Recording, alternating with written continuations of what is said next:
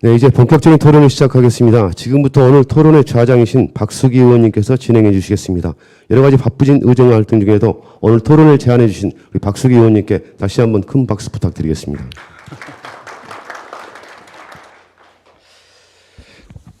네, 반갑습니다. 광주광 시의원 박수기입니다.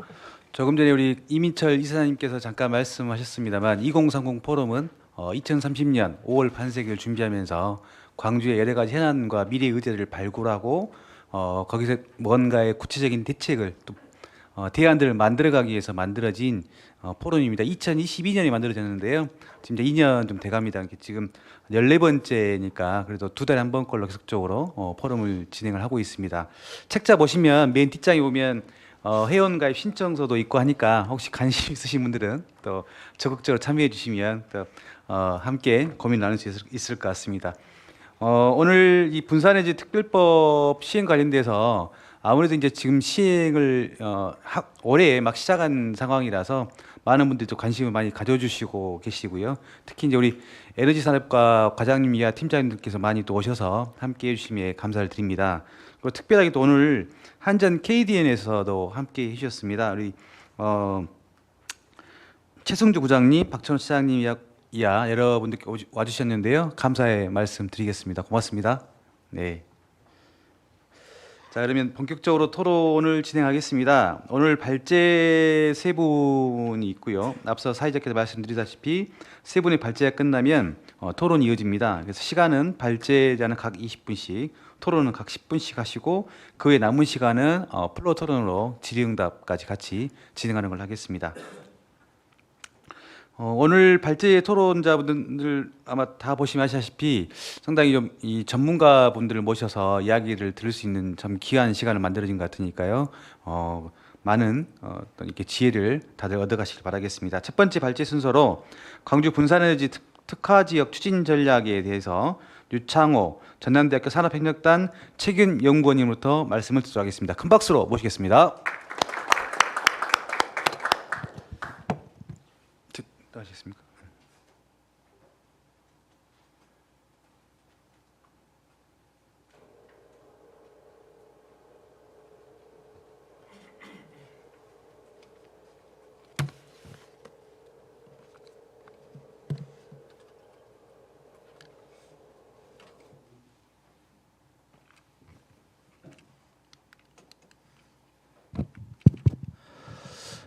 네, 안녕하세요. 방금 소개받은 전남대학교 산업협력단 유창호라고 합니다. 현재 저희 대학에서 지금 현재 그 분산 에너지 특화 지역 추진과 관련해서 연구를 수행하고 있습니다. 그래서 그 저희가 이 광주 지역이 교통관리 변전소 지정에 따른 대응책으로서 분산 에너지 특화 지역을 어떻게 추진하는 게 적합한지에 대한 연구 내용을 중심으로 말씀드리고요. 목차를 보시면 지역에 대한 에너지 현황, 또 광주에 있어서 에너지 정책 및 노력, 활성화에 대한 필요성, 또 활성화 방안, 추진 여건, 건의사항 순으로 말씀드리겠습니다. 근데 여기에서 뭐 현황이랄지 노력 부분보다도 사실 광주가 왜 필요한지, 그리고 사실 또 한다고 하면 어떤 방식으로 추진해야 되는 것이 현재 그러니까 적용 가능한 모델은 무엇인지. 근데 사실상 우리 지역이 실질적으로 분산 특화 지역으로 지정이 가능한지, 그리고 혹시 실질적으로 말씀드리겠지만은 특화 지역이 실질적으로 저희가 생각하는 도깨비 방망이의 역할을 해줄 수 있을지에 대한 좀 냉정한 좀 판단이 좀 필요할 것 같습니다. 그래서 현재 연구가 마무리되지는 않았지만 진행 과정에 대한 부분을 말씀드리도록 하겠습니다. 광주 지역에 대한 에너지 현황을 보게 되면요. 워낙 여러 군데 데이터에서 많이 보셨을 겁니다. 전력 자립률은 23년 기준에 저희는 이제 10%도 채 되지 않습니다. 그래서 전국 광역 지자체 중에 16위 가장 하위를 맴돌고 있고요. 근데 그 중에서도 자체적으로 자립률에 해당하는 그 에너지 믹스를 보게 되면 이제 태양광이 가장 많은 비중을 차지하고 있습니다. 그래서 거의 설비 용량 기준도 그렇고 발전량도 그렇습니다. 태양광이 저희는 분산 에너지 요원으로서 가장 많은 비중을 차지하고 있다라는 부분을 볼 수 있고요. 그럼 저희가 현재 지금 전력 사용량, 용도별 전력 사용량을 보게 되면 이제 실질적으로 서비스업과 제조 요 부분 두 곳에서 많은 사용량을 보이고 있습니다. 그 다음에 이제 제조업 분야에 있어서는 저희가 전자통신, 자동차, 클러스터, 전기 장비, 기계 순으로 전력 사용량이 많은 것을 확인할 수 있습니다. 지역별로 데이터를 살펴보면은 구별 전력 사용량을 보게 되면요, 산업단지도 많고 면적도 넓은 광산구가 가장 많은 전력 사용량을 보이고 있습니다. 그리고 신재생 에너지에 대한 발전량 자체도 광산구가 가장 많은 발전량을 보이고 있습니다. 그럼 다음으로 광주가 지금까지 노력했던 분산에너지 정책을 보게 되면 민선 7기 때 2045 탄소 중립 에너지 자립 도시에 대한 비전을 선포했었고, 또 현재 지속해서 또 시민 주도형 소규모 그린 에너지 생태계를 구축한다랄지 에너지 자립 마을, 또 분산에너지 보급 사업을 지속적으로 시에서 추진하고 계십니다. 또 지난번에 수립됐던 제5차 지역 에너지 계획상에도 핵심적인 목표는 수요 공급 소통을 통한 2040년 에너지 자립률 50% 달성이라는 이러한 목표를 제시를 하고 있습니다. 그리고 또 광주시의 노력으로서 지자체에서 광주광역시 도시공사와 함께해서 공공 태양광 설비를 현재 지금 월드컵 경기장 주차장을 시작으로 해서 지속적으로 확대를 하고 있습니다. 그러면 다음으로 이제 분산에너지 활성화 필요성에 대한 부분을 좀 설명을 드려보겠습니다. 앞서 현황 부분보다도 제가 필요성과 그리고 어떻게 해야 될지에 대한 부분이 발제의 핵심이 될 것 같습니다. 현재 지금 분산에너지 활성화 필요성, 곧 분산에너지 특화 지역에 대한 필요성으로 보셔도 될 것 같습니다. 현재 지금 우리 광주 같은 경우에는 자동차 도시라고 제조업에서 비중에 있어서 43%, 44%를 차지하고 있는 절대적으로 자동차 도시로 볼 수 있습니다. 근데 그 부분에 있어서 특히나 에너지 부분에 있어서 이 자동차는 산업에 있어서는 우리 광주는 기존의 내연기관 중심의 제조업 자동차 도시에서 미래 모빌리티 선도 도시로 큰 비전을 제시하고 관련 내용들을 추진 중에 있습니다. 그런 부분에 있어서 제가 에너지 부분에 있어서는 아리백 이슈와 가장 가까운 부분이 이런 모빌리티 산업과 가장 밀접한 관련을 가지고 있습니다. 다음으로 현재 지금 대규모 에너지 우리 지역 내에 여러 가지 산업 정책들 그리고 산업 입지 정책들을 살펴보게 되면 대규모 에너지 수요 시설들이 계속해서 확대를 되고 있습니다. 그래서 그럼으로써 에너지 수요가 지속적으로 증가하고 있는데요. 현재 지금 추진 중인 산업단지만 보더라도 현재 첨단 3 연구개발 특구부터 해서 작년에 지정됐던 미래차 국가산업단지 100만 평, 그리고 또 광주도시공사에 추진하고 있는 광주 의료 특화 산업단지까지 포함하면 약 산업단지가 225만 평 정도가 신규로 저희가 조성 중이고 계획되어 있습니다. 그리고 다음으로 가장 많은 전력을 소비하는 단일 시설이죠. 데이터 센터가 현재 첨단 3지구에 조성 중에 있습니다. 그리고 또 광주시에서 지금 민선 8기 돼서 큰 방향성으로 9대 대표 산업을 제시를 했는데요. 그 부분 역시들 모두 다 미래 신산업이나 지속적인 투자 이런 부분들은 이 산업들이 전부 다 신재생 에너지 수요를 요구를 하고 있습니다. 이제 그런 부분에서 저희가 또 이 광주 전남 이쪽 지역들이 개통관리 변조소 지정으로 인해서 분산 에너지가 확대에 대한 제약을 받고 있습니다. 그래서 이 부분들에 대해서는 워낙 잘 알고 계시겠지만 이제 바로 저희 같은 경우 유예 기간이 지난 올해 8월 31일 이후로 현재는 신규로 저희가 신규 발전 사업을 할 수가 없는 상황에 처해 있습니다. 이제 그 다음으로서 광주의 전략산업 육성을 위한 신재생 에너지 공급에 대한 필요성이 굉장히 높아지고 있습니다. 실질적으로 저희가 앞서서 미래 모빌리티 산업으로 우리 산업에 대한 자동차 산업의 전환이 이루어지고 있다고 말씀드렸는데요. 그 부분에 있어서 현재 지금 중점적으로 추진하고 있는 부분이 이제 완성차 GGM이라는 완성차 공장이 추가로 건립돼서 현재 생산을 하고 있고, 그 관련해서 미래 모빌리티 산업으로 전환하는 과정에 있어서 가장 핵심적인 공간이죠. 광주 소부장 특화단지가 지정이 돼서 조성 사업 추진 중에 있습니다. 또 오른쪽에 있는 기사를 보셔서 아시다시피 현재 지금 광주광역시는 소부장 특화단지 내 외국 기업을 본격 유치를 하고 있습니다. 그런데 이 관련된 기업들은 전부 다 아리백 이슈와 신재생 에너지원을 필요로 하는 기업들로 저희가 생각을 하면 되겠습니다.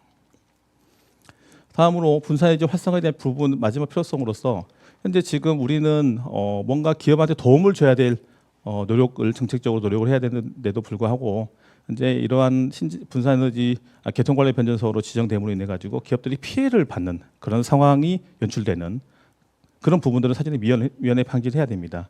그런 부분에서 저희는 분산에너지 활성화 혹은 특화 지역에 대한 필요성에 여러 가지 측면에서 당위성을 찾을 수가 있습니다. 그리고 또 지역별 에너지 자립 향상에 대한 또 분수법이 시작이 되면서 그 부분에서 저희가 지역별로 에너지 자립 향상에 대한 의무 및 책임이 계속 가중되고 있습니다.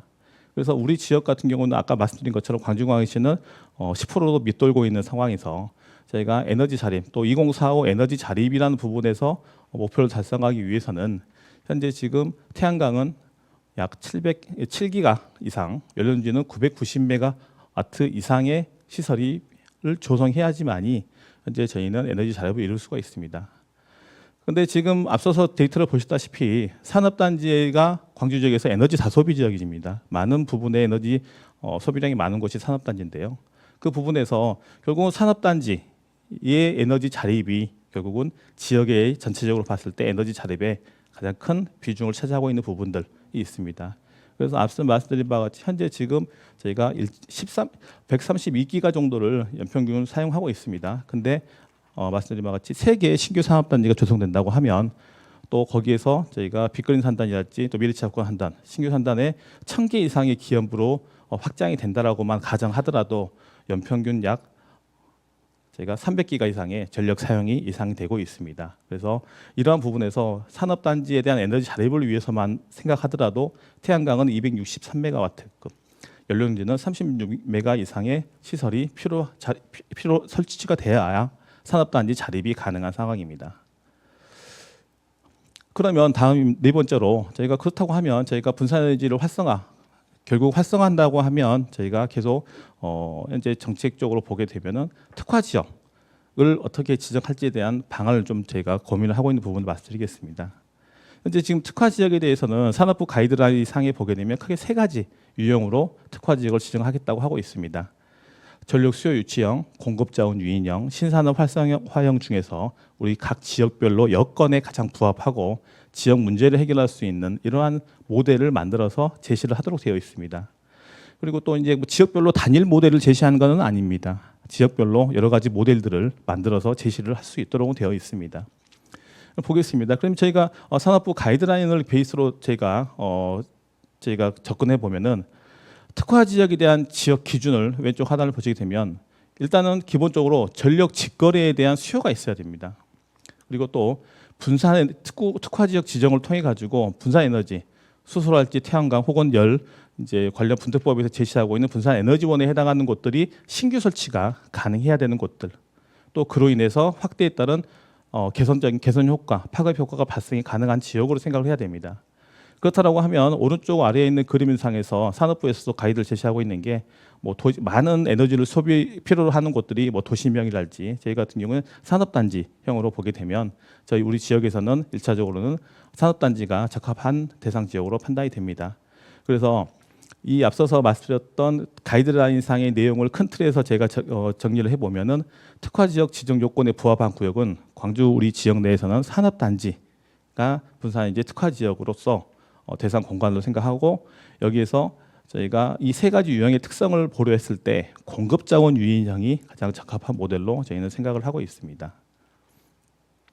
그러면 말씀드렸던 공급 자원 유인형의 2가지 모델을 저희가 고민을 좀 해봤습니다. 첫 번째 모델입니다. 연료전지 기반 특화 모델입니다. 첨단 3지구에 지금 광주 도시공사를 중심으로 한 컨소시엄이 구성돼서 수소 연료전지 발전이 사업이 추진 중입니다. 그래서 첨단 3지구에서 생산한 에너지를 첨단 1, 2 국가 한단 그리고 첨단 3 연구개발 특구에 있는 기업들의 에너지를 전력을 공급해주는 이런 모델입니다. 그리고 여기에 있는 부분에서 현재 지금 기존에 규제자의 특구로 저희가 지원받았던 연료전지 이 발전 설비가 있습니다. 연료전지 ESS 설비가 있습니다. 그 설비를 활용해서 이 부분들을 연결시키는 부분이고요. 그렇게 해서 보면은 이 모델상에서는 현재 가장 핵심적인 분산에너지 사업자는 연료전지가 될 것이고요. 그 통해 가지고 전기 사용자는 데이터 센터, 그다음에 첨단 1, 2, 3지구와 첨단 1, 2, 3지구에 입주해 있는 이 관련 기업들이 수요 기초로 저희는 생각을 할 수 있을 것입니다.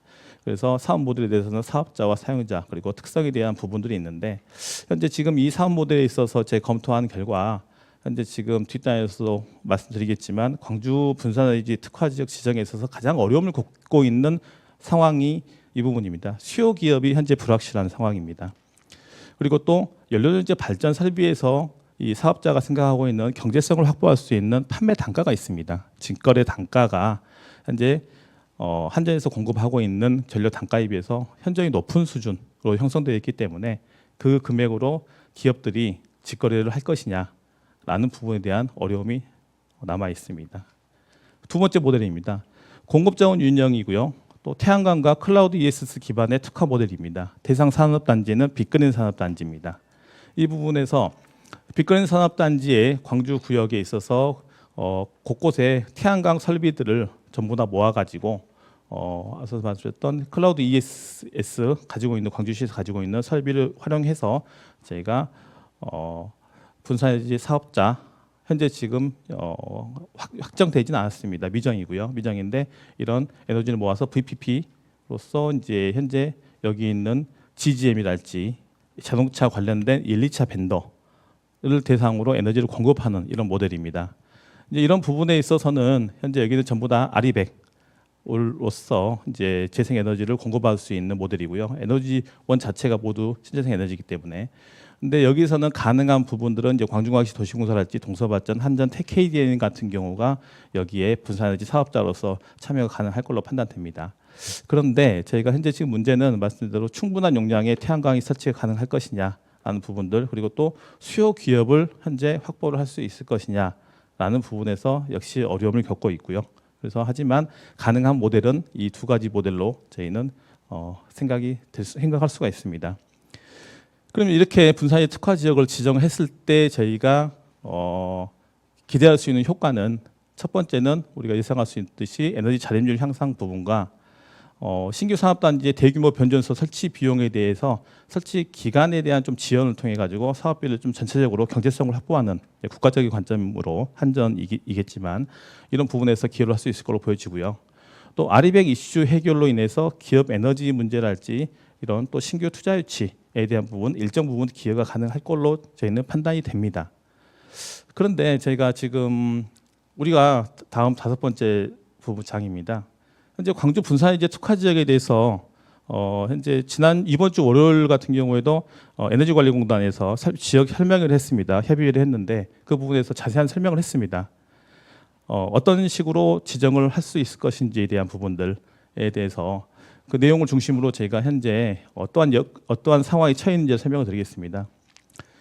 일단 특화 지역에 대한 지정 요건의 가장 핵심은 민간 분산에너지 사업자와 수요자 간의 비즈니스 모델이 형성될 수 있냐, 만들어질 수 있냐 이겁니다. 이 사업 자체는 공공이 주도한 사업이 아닙니다. 민간이 주도한 사업이고요. 그래서 민간 발전 사업자와 그 민간 발전 사업자가 생산한 에너지를 직거래해서 사주는 기업체, 사주는 수요처가 명확해야 됩니다. 그래서 평가 점수를 보더라도 지자체 추진 의지는 45점이고 민간 사업자의 단위 사업 과제에 대한 점수가 55점입니다. 그래서 이 부분은 공공이 주도하는 사업이 아니라 민간과 민간 간의 전력 직거래에 대한 비즈니스 모델이 명확하게 만들어질 수 있냐라는 게 가장 중요한 포인트입니다. 거기에서는 여러 가지 또 제약 요인들이 발생합니다. 그 안에서 단가에 대한 부분도 있을 것이고요. 근데 두 번째 여건입니다. 현재 지금 특화 지역 지정 요건 두 번째에서는 비즈니스 모델을 창출하는 데 있어서 약간의 제약이 있습니다. 한계가 있습니다.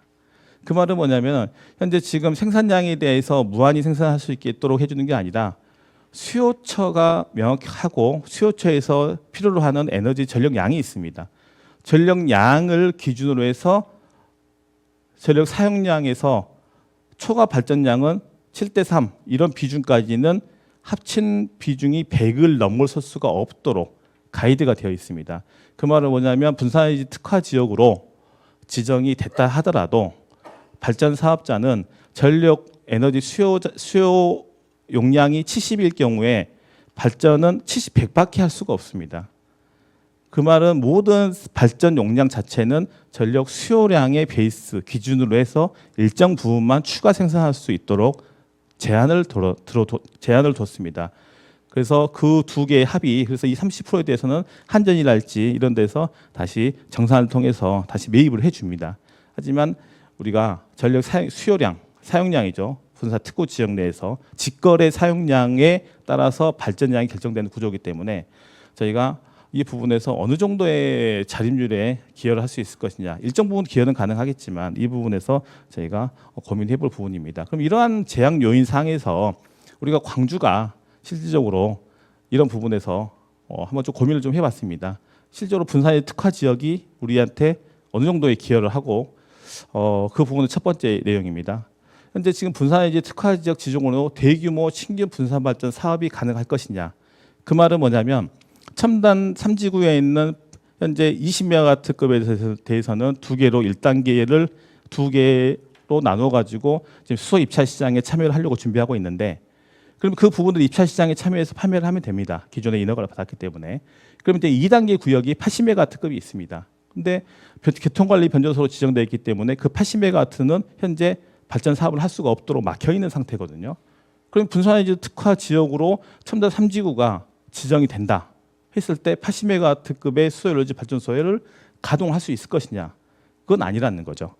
그 부분은 앞서 말씀드린 대로 이 부분에 있어서는 현재 지금 수요 첨단 1, 2지구 혹은 3지구에서 전력 직거래에 대한 수요량만큼만 생산할 수가 있기 때문에 그 부분들은 모든 것들은 수요량에 기반해서 이 부분들을 사업할 수 있다라는 부분에서 저희가 일정 부분에서 이게 특화 지역 내에서는 새로 신규 발전 사업을 모두 전면 허용한다라고 오해를 하는 부분들이 좀 계시는 것 같아서 이 부분을 말씀드리고요.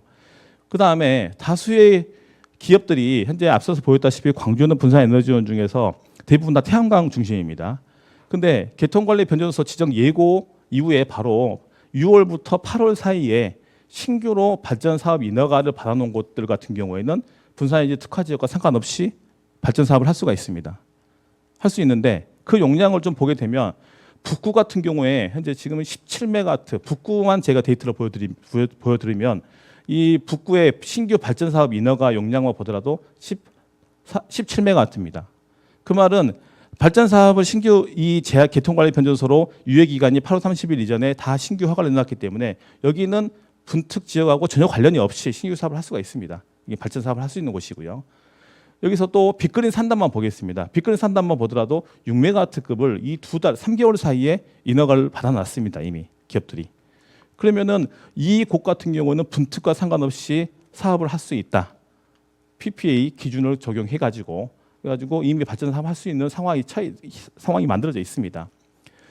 그래서 이런 부분에서 여건이 지금 현재 있고요. 그다음에 분산에너지 특화 지역 정책은 광주의 경우에는 앞서 말씀드린 바와 같이 수소연료전지 발전소가 가장 큰 대용량이 될 것입니다. 그런데 수소연료전지 발전소가 80메가와트급이 가동이 100% 된다고 했을 때는 이 자립률에 많은 기여를 해줄 수 있을 것입니다. 그런데 여기서 가능한 문제가 뭐냐면 첫 번째 수요량 말씀을 아까 드렸고요.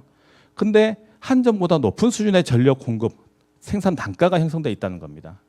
현재 지금 사업자하고 현재 SPC 도시공사를 포함한 탑솔러랄지 기업들과 이야기를 해보면 현재 지금 수소 입찰 시장에 참여할 때에도 230원, 40원 정도에서 그 수소 입찰 시장에서 낙찰이 가능할 것이다라고 예상을 하고 있다고 합니다. 그러면은 근데 그 이하로 떨어졌을 때는 경제성을 확보하기가 어렵다. 너무 낮은 금액에 판매를 할 수 없다. 그래서 여기 지금 여러분들 지혜진 자료는 없지만 제가 한번 이 관련된 자료를 제가 추가로 페이지를 만들어 봤습니다. 이 부분에서 그러면 기업들이 230원, 40원 주고 매입을 할 것이냐, 살 것이냐, 직거래를 할 의향이 있는 기업이 나타날 것이냐가 문제입니다. 그럼 그 기업들에 대해서 제가 설득할, 그러니까 민간 참여에 대한 참여 유인 요인으로서 제가 자료를 검토해 보면 산업용 전기가 이제 이번 달에 발표를 했죠. 또 상승이 됐습니다. 인상이 됐습니다. 그래서 과거 올해 기준에 과거 5년간을 보게 되면 연평균 산업용 전기는 약 11%가 상승을 했습니다. 그러면 이 금액으로서 앞으로 향후 이런 정도 추세로 이 전기요금이 상승이 된다. 원가가 올라가서 했을 때는 25년에는 약 290원이 넘는 금액의 단가가 형성이 될 것입니다. 될 수가 있습니다. 이 정도 추세로 간다고 했을 때. 그랬을 때는 수소연료전지 발전소 단가가 현재 250원, 230원 했을 때 현재는 170원이니까 높아 보이지만 향후는 굉장히 경쟁력 있는 단가거든요. 그럼 이 금액으로 매입할 수 있는 이런 것들을 생각을 하고 선제적으로 장기 계약을 할 수 있는 그런 수요처가 있겠냐라는 겁니다. 그게 굉장히 중요한 포인트인데, 근데 그 부분에서 또 한 가지, 여기 지금 제가 작성하지 않았지만 또 한계가 있습니다. 수소에너지 발전소의 가장 중요한 에너지원인 LNG 같은 경우에 단가가 계속 올라갑니다. 근데 수소 입찰 시장에 들어갔을 때는 일정 부분 연동해서 그 부분을 보전을 해줍니다. 근데 직거래 한다고 했을 때 250원을 이 발전 사업자 입장에서 도시공사 컨소시엄에서 250원으로 민간 기업의 10년 계약, 20년 계약을 과연 해줄 수 있을 것이냐. 그 부분에 대해서는 또 다른 또 문제입니다.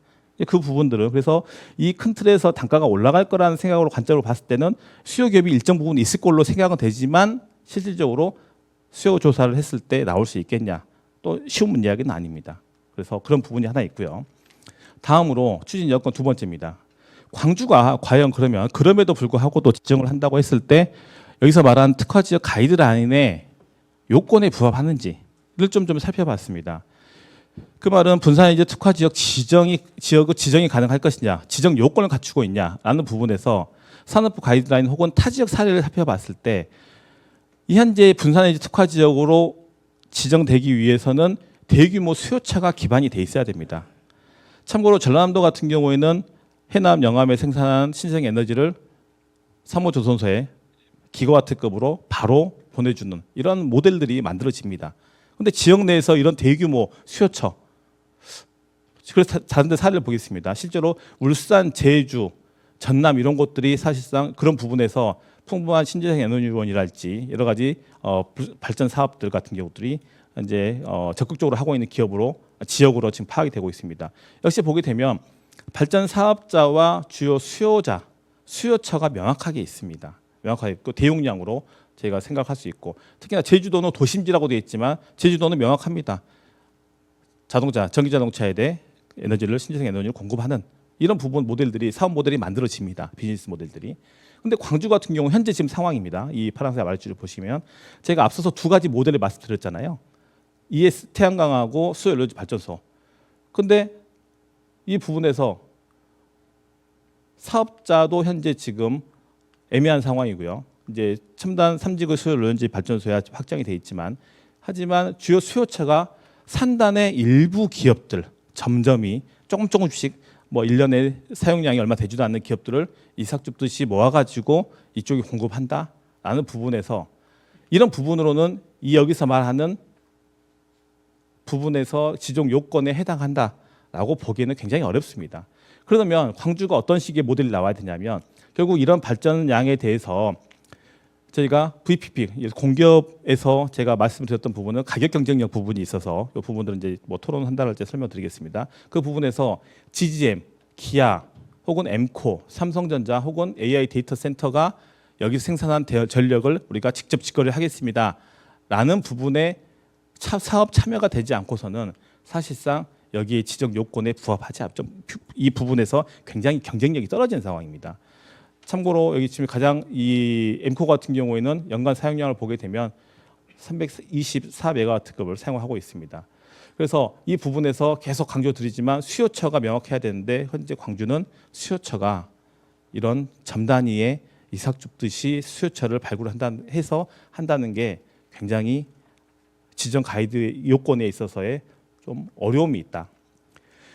그렇다고 하면 그럼에도 불구하고도 우리가 지정을 해야 된다. 지정 광주광역시가 해야 된다고 하면 저희는 한 5가지 정도로 조금 평가 기준 선정하는 과정상에서 5가지 정도의 좀 건의가 개선이 좀 필요합니다. 첫 번째입니다. 다른 곳 아까 말씀드렸다시피 전라남도 같은 경우에는 현재 지금 2기가 3기가 얘기를 하고 있고 울산도 2기가 3기가를 얘기를 하고 있습니다. 근데 거기에 생각하면 우리 같은 경우에는 전부 다 끌어모으더라도 100메가도 넘기가 쉽지는 않을 겁니다. 그림을 그리더라도 참여를. 이런 부분에서 용량이 많고 또 거기 같은 경우 실제 실행력이 있거든요. 바로 사업 모델로 이어질 수가 있습니다. 근데 벌써 전라남도 같은 경우는 한전과 같이 협의를 하고 있다고 합니다. 한전과 사업자 간에 지자체 협의를 하고 있는 부분인데 이런 부분에서 이제 그렇게 해서는 제가 평가에서 경쟁력이 없습니다. 그래서 저희는 전력 자립률을 개선하는 이런 효과적인 측면에서 조그만 용량이지만 지역 자립률의 개선 효과를 줬다라고 하는 부분에서 평가에 대한 좀 기준이 달라져야 될 것 같고 두 번째입니다. 또 개통관리 변전소 지정 지역에 대해서는 그렇지 않은 곳과는 좀 차이를 좀 둬서 평가를 진행해야 된다 부분들. 그다음에 아까 말씀드린 바와 같이 전력 사용량과 초과 발전량에 대한 비율을 조정해야 됩니다. 그래서 7대3 해서 생산량은 10을 넘을 수 없는 부분, 이 부분에 대해서 좀 조정이 필요한 부분이고요. 네 번째입니다. 현재 지금 우리는 지금 미래차 국가산업단지가 소재 부품 특화단지로 지정돼 있고 100만 평 신규 조성인 산업단지 같은 경우에 아무래도 그 부분들은 에너지 자립 산단으로 가는 모델로 꼭 가야 됩니다. 그럴 경우에 현재 가이드상에 보게 되면 신규 조성 중인 산업단지에 대해서는 지정을 신청을 이제 원론적인 이야기는 합니다. 신청은 하십시오. 하지만 여기서 중요한 포인트가 뭐냐면 한전이랄지 한전을 통해 가지고 개통 영향 평가를 해야 되는데 신규 산단 같은 경우 개통 영향 평가를 받을 수가 없습니다. 전력망을 구성할 수가 없으니까 설계 자체가 안 되기 때문에. 그래서 이 부분 하지만 이런 부분에서 명확하게 예를 들어서 사업자가 광주광역도시공사가 구역전개 사업자로서 여기를 전력을 공급해 보겠다라고 하는 명확한 의지를 보여준다고 하면 이 부분도 지정을 해줄 수 있는 이런 부분들이 필요합니다. 다음으로써 특화 지역의 지정 최소 요건에 부합할 경우에 현재 전체 몇 군데나 신청할지 모르겠습니다. 그 중에서 뭐 3군데, 4군데만 3등, 4등까지만 뽑아준다. 그게 아니라 우리가 자격증 시험 볼 때 보면은 60점 이상이면 합격, 불합격 이런 식으로 해서 지정 요건에 부합한다고 하면 전부 다 기회를 주는 방식으로 이런 식으로 산업부가 평가가 이루어져야지만이 저희는 지정 그 특화 지역 신청에 있어서 어느 정도 기대를 해볼 수 있을 것이다라고 생각합니다. 이상 내용을 제가 말씀을 드렸고요. 마지막 한 페이지만 좀 말씀드리면은 제가 이 부분 페이지를 좀 추가로 만들었던 부분인데 이 부분만 간단히 설명드리겠습니다. 제가 민간 참여가 굉장히 어렵다라고 하는 부분들, 민간 사업인데도 제가 계속 회의적으로 말씀드렸던 부분 이유는 뭐냐면 민간 참여가 저의 낮은 이유에 대해서 좀 간단히 한 페이지 설명드리겠습니다. 제가 여러 기업들하고 회의를 좀 하고 미팅을 해봤는데 참여 기피 요인이 첫 번째입니다. 광주 지역 태양광 사업 민간 발전 사업자의 의견은 사업 모델은 이 두 가지입니다.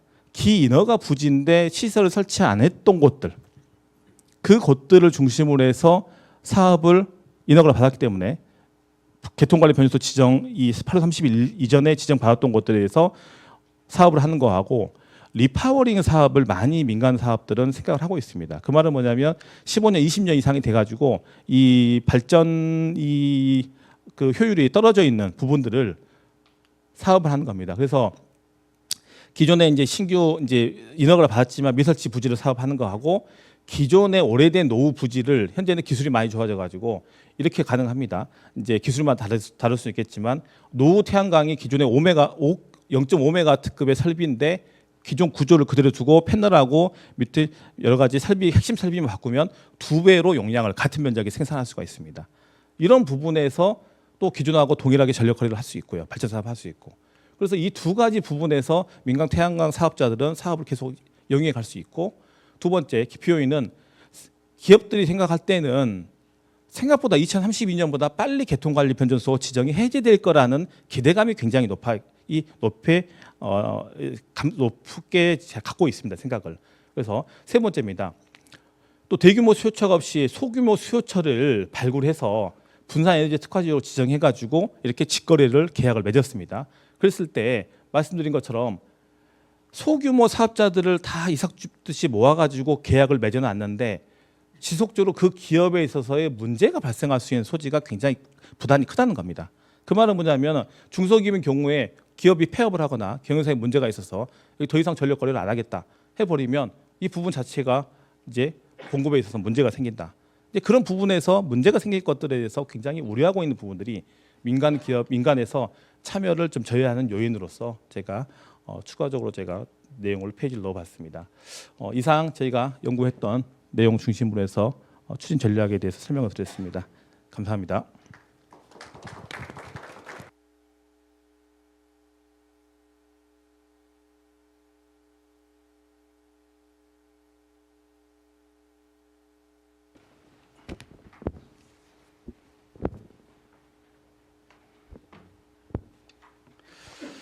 네, 유창호 박사님으로부터 분산에너지 특화지역 선정 필요성과 여러 가지 그 해당되는 내용을 좀 들었습니다. 대규모 에너지 수요가 증가되고 또 우리 광주의 미래 전략 산업 육성을 위해서 특화 지역이 좀 필요한데 실제 그에 대한 효과가 있을 것인지 또 거기에 뭐 어떤 것들이 수반돼야 될지 이런 이야기를 들었는데요. 또 혹시 또 자세한 또 궁금하신 내용들은 이후에 또 질의응답 시간 때 여쭤보시면 될 것 같습니다. 다음 두 번째 발제입니다. 분산에너지 특구 지정에 대한 광주시의 대응 전략에 대해서 동신대학교 전기공학과 이순영 교수님의 발제가 있겠습니다. 큰 박수 부탁드리겠습니다.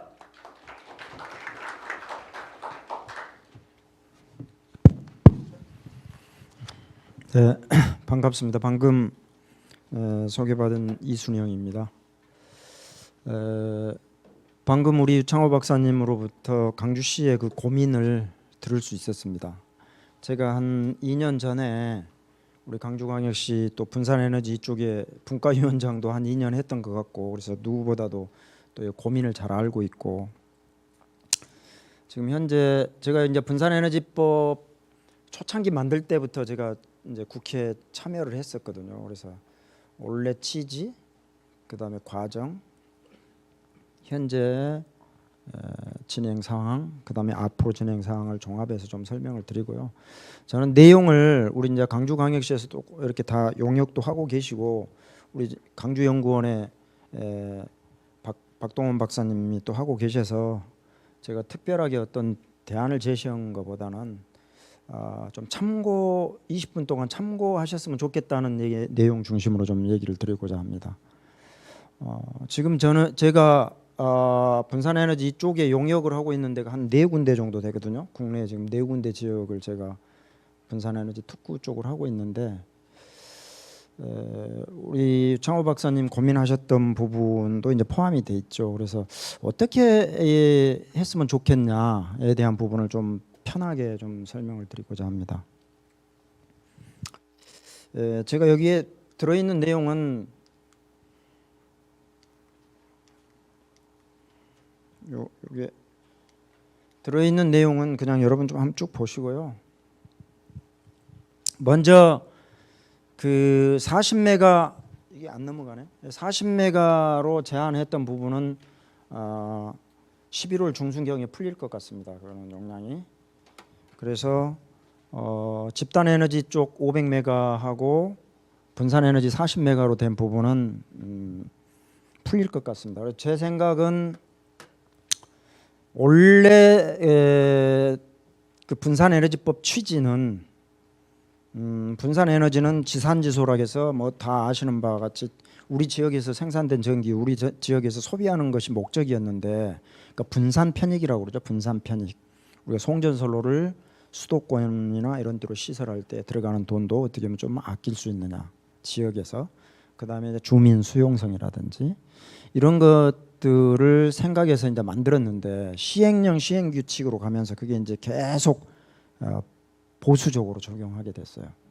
그래서 이제 법은 국회를 통과했고, 원래 2020년부터 이게 법이 만들어지기 시작해서 그 이전에 통과가 딱 잘 됐으면 좋은데, 더 많이 담으려고 욕심을 내다가 이제 정부가 바뀌게 돼 버렸죠. 그러다가 이게 이제 그때 막 바뀌고 나서 이게 되냐 안 되냐에 대한 절박한 상황에서 SMR을 뒤에다가 넣어서 SMR이 되면 그때 적용하는 걸 하자 해서 여당과 야당이 빅딜이 돼가지고 이 법이 통과됐죠. 근데 이제 우리가 이 부분에서 좀 바라보는 시각이 다른 게, 부산이라든지 이 경상도 지역에서는 지역별 전기요금 차등화에 방점을 찍었습니다. 그분들은 원래 이 분산에너지법이 가고자 하는 내용하고 달리 원자력 발전을 사용하고 있기 때문에 우리는 전기요금을 싸게 공급할 수 있다에 대해서 접근을 했고, 민주당이나 우리 이제 이 법을 만들게 된 취지는 원자력이 아니라 재생에너지 중심으로 해서 아리백 중심으로 해서 탄소 중립으로 보는 입장에서 이걸 접근을 했어요. 이게 시각이 달라요, 이게. 그래서 법이 통과를 했습니다. 그러니까 시행령으로 가면서 계속 원래 법 취지와 굉장히 작은 단위로 이렇게 떨어져 나가서 시행 규칙, 가이드라인으로 오면서, 제가 딱 표현을 드린다면 분산 에너지 특화 지역 하지 말아라 합니다. 아까도 우리 창호 박사님 7대3 얘기하셨는데, 아무리 시뮬레이션 해도 그게 힘듭니다, 사실. 그래서 지속적으로 요구를 하고 저도 이제 국회 가서 토론도 하고 뭐 정부 측에 자문도 하고 하는 과정에서 이제 거의 결정이 된 것 같아요. 40메가는 풀어진다. 근데 제가 볼 때는 한 800메가까지도 풀어지지 않을까 싶어져요. 왜냐하면 1호사 끝까지 연결이 된다면 1호사의 한 단위가 400메가니까 한 위에선 정도 되면 800메가까지는 가능하지 않을까. 그런다면 강주광역시도 이제 숨통이 트입니다. 40메가로 해놓으면은 아까 우리 유 박사님 설명하신 내용도 되게 힘듭니다. 제가 40메가 단위로 자르면 집단 에너지 500메가 그 빼고. 그런데 다행히 이제 그 부분은 풀리는 거로 거의 11월 중순 안에 고시로 나올 것 같고요. 7대3도 제가 지속적으로 시뮬레이션해서 계속 시뮬레이션해서 보내는 게 5대5 정도까지는 하자. 그것도 상당히 이제 공감대를 형성한 것 같아요.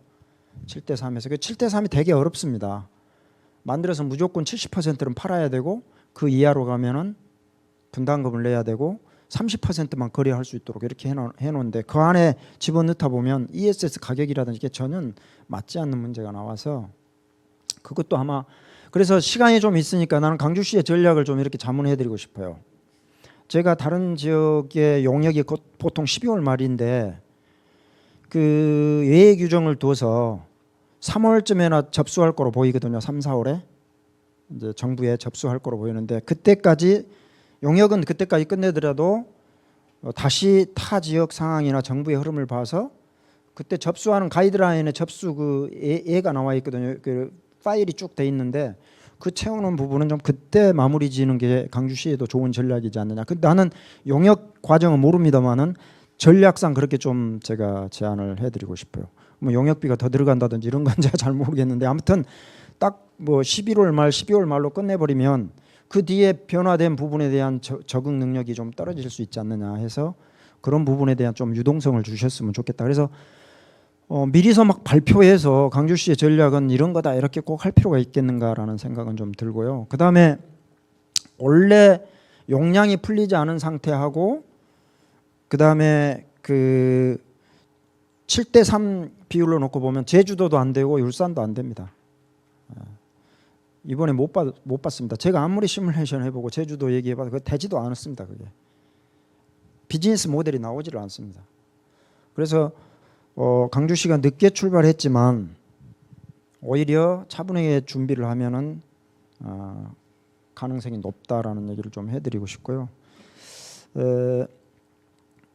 이제 그렇게 되다 보니까 그런 부분이 용량이 풀리고 그러면 좀 이제 가능성이 있습니다. 그 원래는 분산 특구 내에서만 40메가를 하도록 되어 있는데 타 지역도 할 수 있도록 같이 풀릴 거로 지금 보여지거든요. 그러면 분산 지역 내 강주시 전체를 놓고 이렇게 들여다보면 좀 더 할 수 있는 영역이 넓어지지 않느냐. 그래서 육창호 박사님이 하고 계시는 그런 부분도 좀 폭넓게 적용할 수 있지 않겠는가 이런 생각이 듭니다. 근데 다만 아직 발표는 안 했기 때문에 지금 방법대로 가시되 11월 달에 발표가 되면 거기에 맞춰서 다시 좀 수정 작업이 필요하지 않겠느냐 이런 생각이 듭니다. 사실은 원래 이 법 취지가 잘 아시다시피 우리 지역의 전기 우리 쓰자는 얘기 아닙니까? 강주광역시가 지금 현재 2045년 아까 위원장님께서도 2045년에 탄소 중립을 우리가 발표를 했잖아요. 그러면 대충 용량이 한 1기가와트 정도 돼요. 우리가 사용하는 게 1기가와트 정도 되는데 지금 1기가와트를 쓰는 방법이 보세요. 정부가 지금 HVDC로 해서 2037년이니 뭐 2036년 7년 이때까지 HVDC를 깐다고 하는데 지금 4기가 정도 깐다고 계획을 잡아놨을 때 저는 그것도 실현 가능성이 좀 없다고 봐요. 진짜 그때 가봐야 한다고 저는 보고 있는 겁니다. 지금 봐보세요. 정부가 발표한 게 5,600억을 발표했어요. 그 인프라 구축하는데 그러면 송전솔로 거리가 한 22,000km 정도를 새로 깔겠다는 얘기고 그게 송전솔로만의 문제가 아닙니다. 배전솔로도 같이 봐야 돼요. 이게 같이 봐야 되고 변전소가 한 300개 정도를 더 설치를 해야 된다는 문제가 나옵니다. 이게 정말 가능한 문제냐? 그렇게 하기 이전에 그 돈을 좀 분배해서 분산화해야 된다라는 것이 이제 생각이고 그 다음에 꼭 송전솔로만이 가능한 거냐? 여기에는 수소 캐리어나 아까 이제 연료전지 문제도 있었고 그다음에 ESS 운반하는 문제도 같이 검토할 필요가 있다. 이것도 비즈니스 모델 될 수 있다. 지금 40피트 안에 ESS를 이동용으로 넣으면은 7메가와트에서 9메가와트 정도 넣을 수 있거든요. 40피트 안에 하나에. 그러면 그런 것들 내가 한번 60km 신안에서 강주 계산해 보니까 HVDC로 해서 1기가 까는데도 한 6천억에서 1조 정도 들고요. 3,000대 기준으로 해서 ESS 해도 한 6천억에서 8천억, 아니 뭐 8천억 정도 들더라고요. 그러면 어차피 저는 전남에도 자문을 하면서 자주 얘기합니다만 전남 따로 강주 따로 우선은 특화 지역을 그렇게 접근을 하되 호남 전체를 봐야 된다. 이 분산 에너지는 그렇게 생각을 하고 있기 때문에 우선 단계는 그렇게 가지만 점점점 전라북도까지 제주도 전라북도까지 전남 강주 이렇게 두루두루 다 봐야 된다. 이렇게 생각을 하기 때문에 우선은 지금 당면과제는 분산 특구 지정받는 거잖아요. 당면과제는. 그래서 지금 아까 유창호 박사님 발표하신 부분은 조금 더 거시적인 부분까지 포함하셨기 때문에 작은 단위에서 우선 하나라도 받을 수 있도록 접근을 한 다음에 그 다음에 내년이나 재명년으로 갔을 때 좀 방금 계획 잡으신 데까지 확장해 나가면서 좀 큰 그림을 그려야 되지 않느냐 저는 이제 그런 생각을 좀 해보게 됩니다. 비즈니스 모델을 만드는데 지금 어디 단계까지 왔냐면 전남은 접수 단계까지 왔습니다. 접수 단계까지. 접수 가이드라인 기준으로 해서 접수 한 8, 90페이지, 100페이지 정도 이상의 접수 단계까지 왔는데 이제 가이드라인이 바뀌게 되면 고시가 바뀌게 되면 또 이제 그걸 또 바꿔야 되거든요. 이제 그런 문제까지 왔는데 이게 비즈니스 모델이 굉장히 어렵습니다. 아까 발표해 주신 대로 그냥 무슨 뭐 수요처가 있다고 해서 또 다 되는 것도 아니고 뭐냐면은 그 문제가 한국전력공사 개통을 반드시 이용해야 된다는 문제가 하나 있습니다. 직접 PPA 거래가 될 수 있으면 참 좋은데 내가 만든 거 바로 개통도 깔아서 가면은 아까 개통관리변전소도 해소가 될 텐데 여기 뭐 한전 관계되신 분 계신가 모르겠습니다. 제가 산업부나 여기에 계속 하다가 한국전력공사가 너무 깊이 관여되면서 이 시행령 신규칙이 이상하게 돼버렸어요. 전력 개통 영향평가도 이상하게 돼버리고 그래서 제가 그걸 계속 지금 정부에 얘기하고 있는데 한전도 잘 되고 모두가 잘 돼야 된다.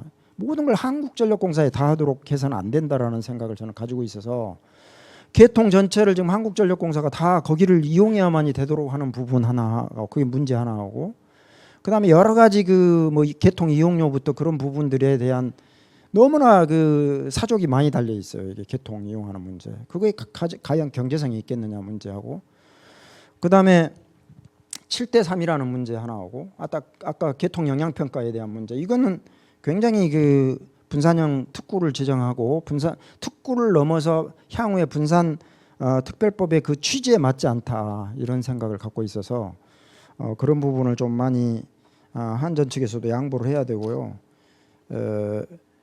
양보가 될 겁니다. 될 수밖에 없는 상황이 지금 뭐 국회 쪽이나 산업부 쪽에서도 좀 공감하고 있는 부분이어서 함께 풀어가야 되는 부분이다 이렇게 생각을 합니다. 그래서 강주시의 전략은 아까 박사님이 설명하셨는데요. 공급자원 유인형이 원래는 공급자원 유인형이 수도권입니다. 수도권 원래는 서울 수도권에서 적용하는 안이 이제 공급자원 유인형인데 아까 박사님이 얘기하신 대로 이제 그 산단이나 여기는 수요처가 높잖아요. 사용하는 게 그렇게 보면은 또 공급자원 유인형이 맞아요. 또 그렇게 보면 그래서 사실은 15년 전에 ESS 도입될 때요. 원래 한국전력공사 외에는 전력 판매가 안 됐었어요. 원래.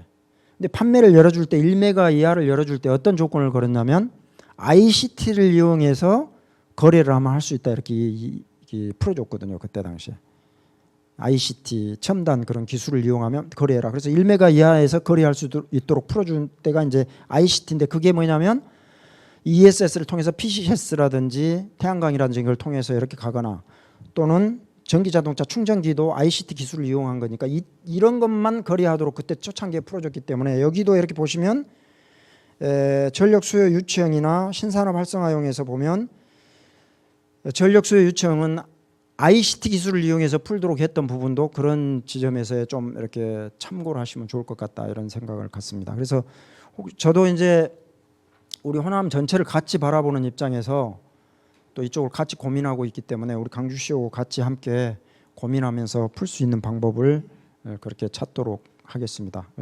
제가 발표한 자료는 한번 참고로 보시고요. 제가 그동안에 느꼈던 내용이나 제주도나 울산의 사례도 제가 어느 정도는 다 알고 있는데 거기도 고민이 크거든요. 그래서 이 용량이 풀어졌을 때 강주시는 과연 어떻게 할 거냐. 그래서 작은 단위에서라도 하나 정도는 꼭 성공을 시켰으면 좋겠다 이런 생각을 갖습니다. 그래서 그 다음 단계에서 뭐 2년, 3년 후 단계로 좀 멀리 보면서 아까 박사님께서 계획했던 부분까지 다 아우러서 좀 2단계, 3단계 그렇게 좀 멀리 봤으면 좋겠다.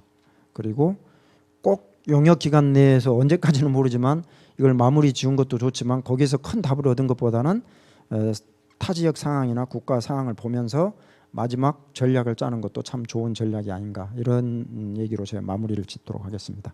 고맙습니다.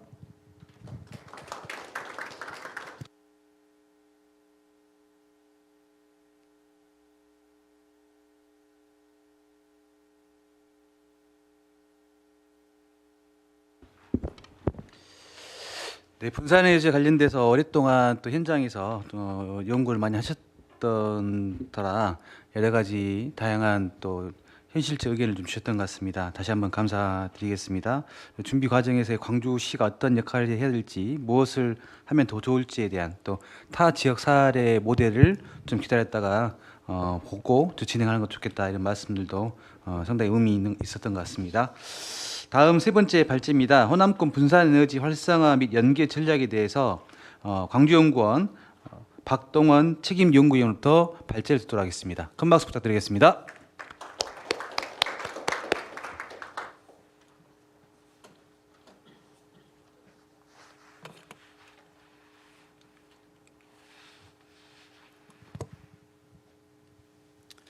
네, 안녕하세요. 광주연구원 박동원이라고 합니다.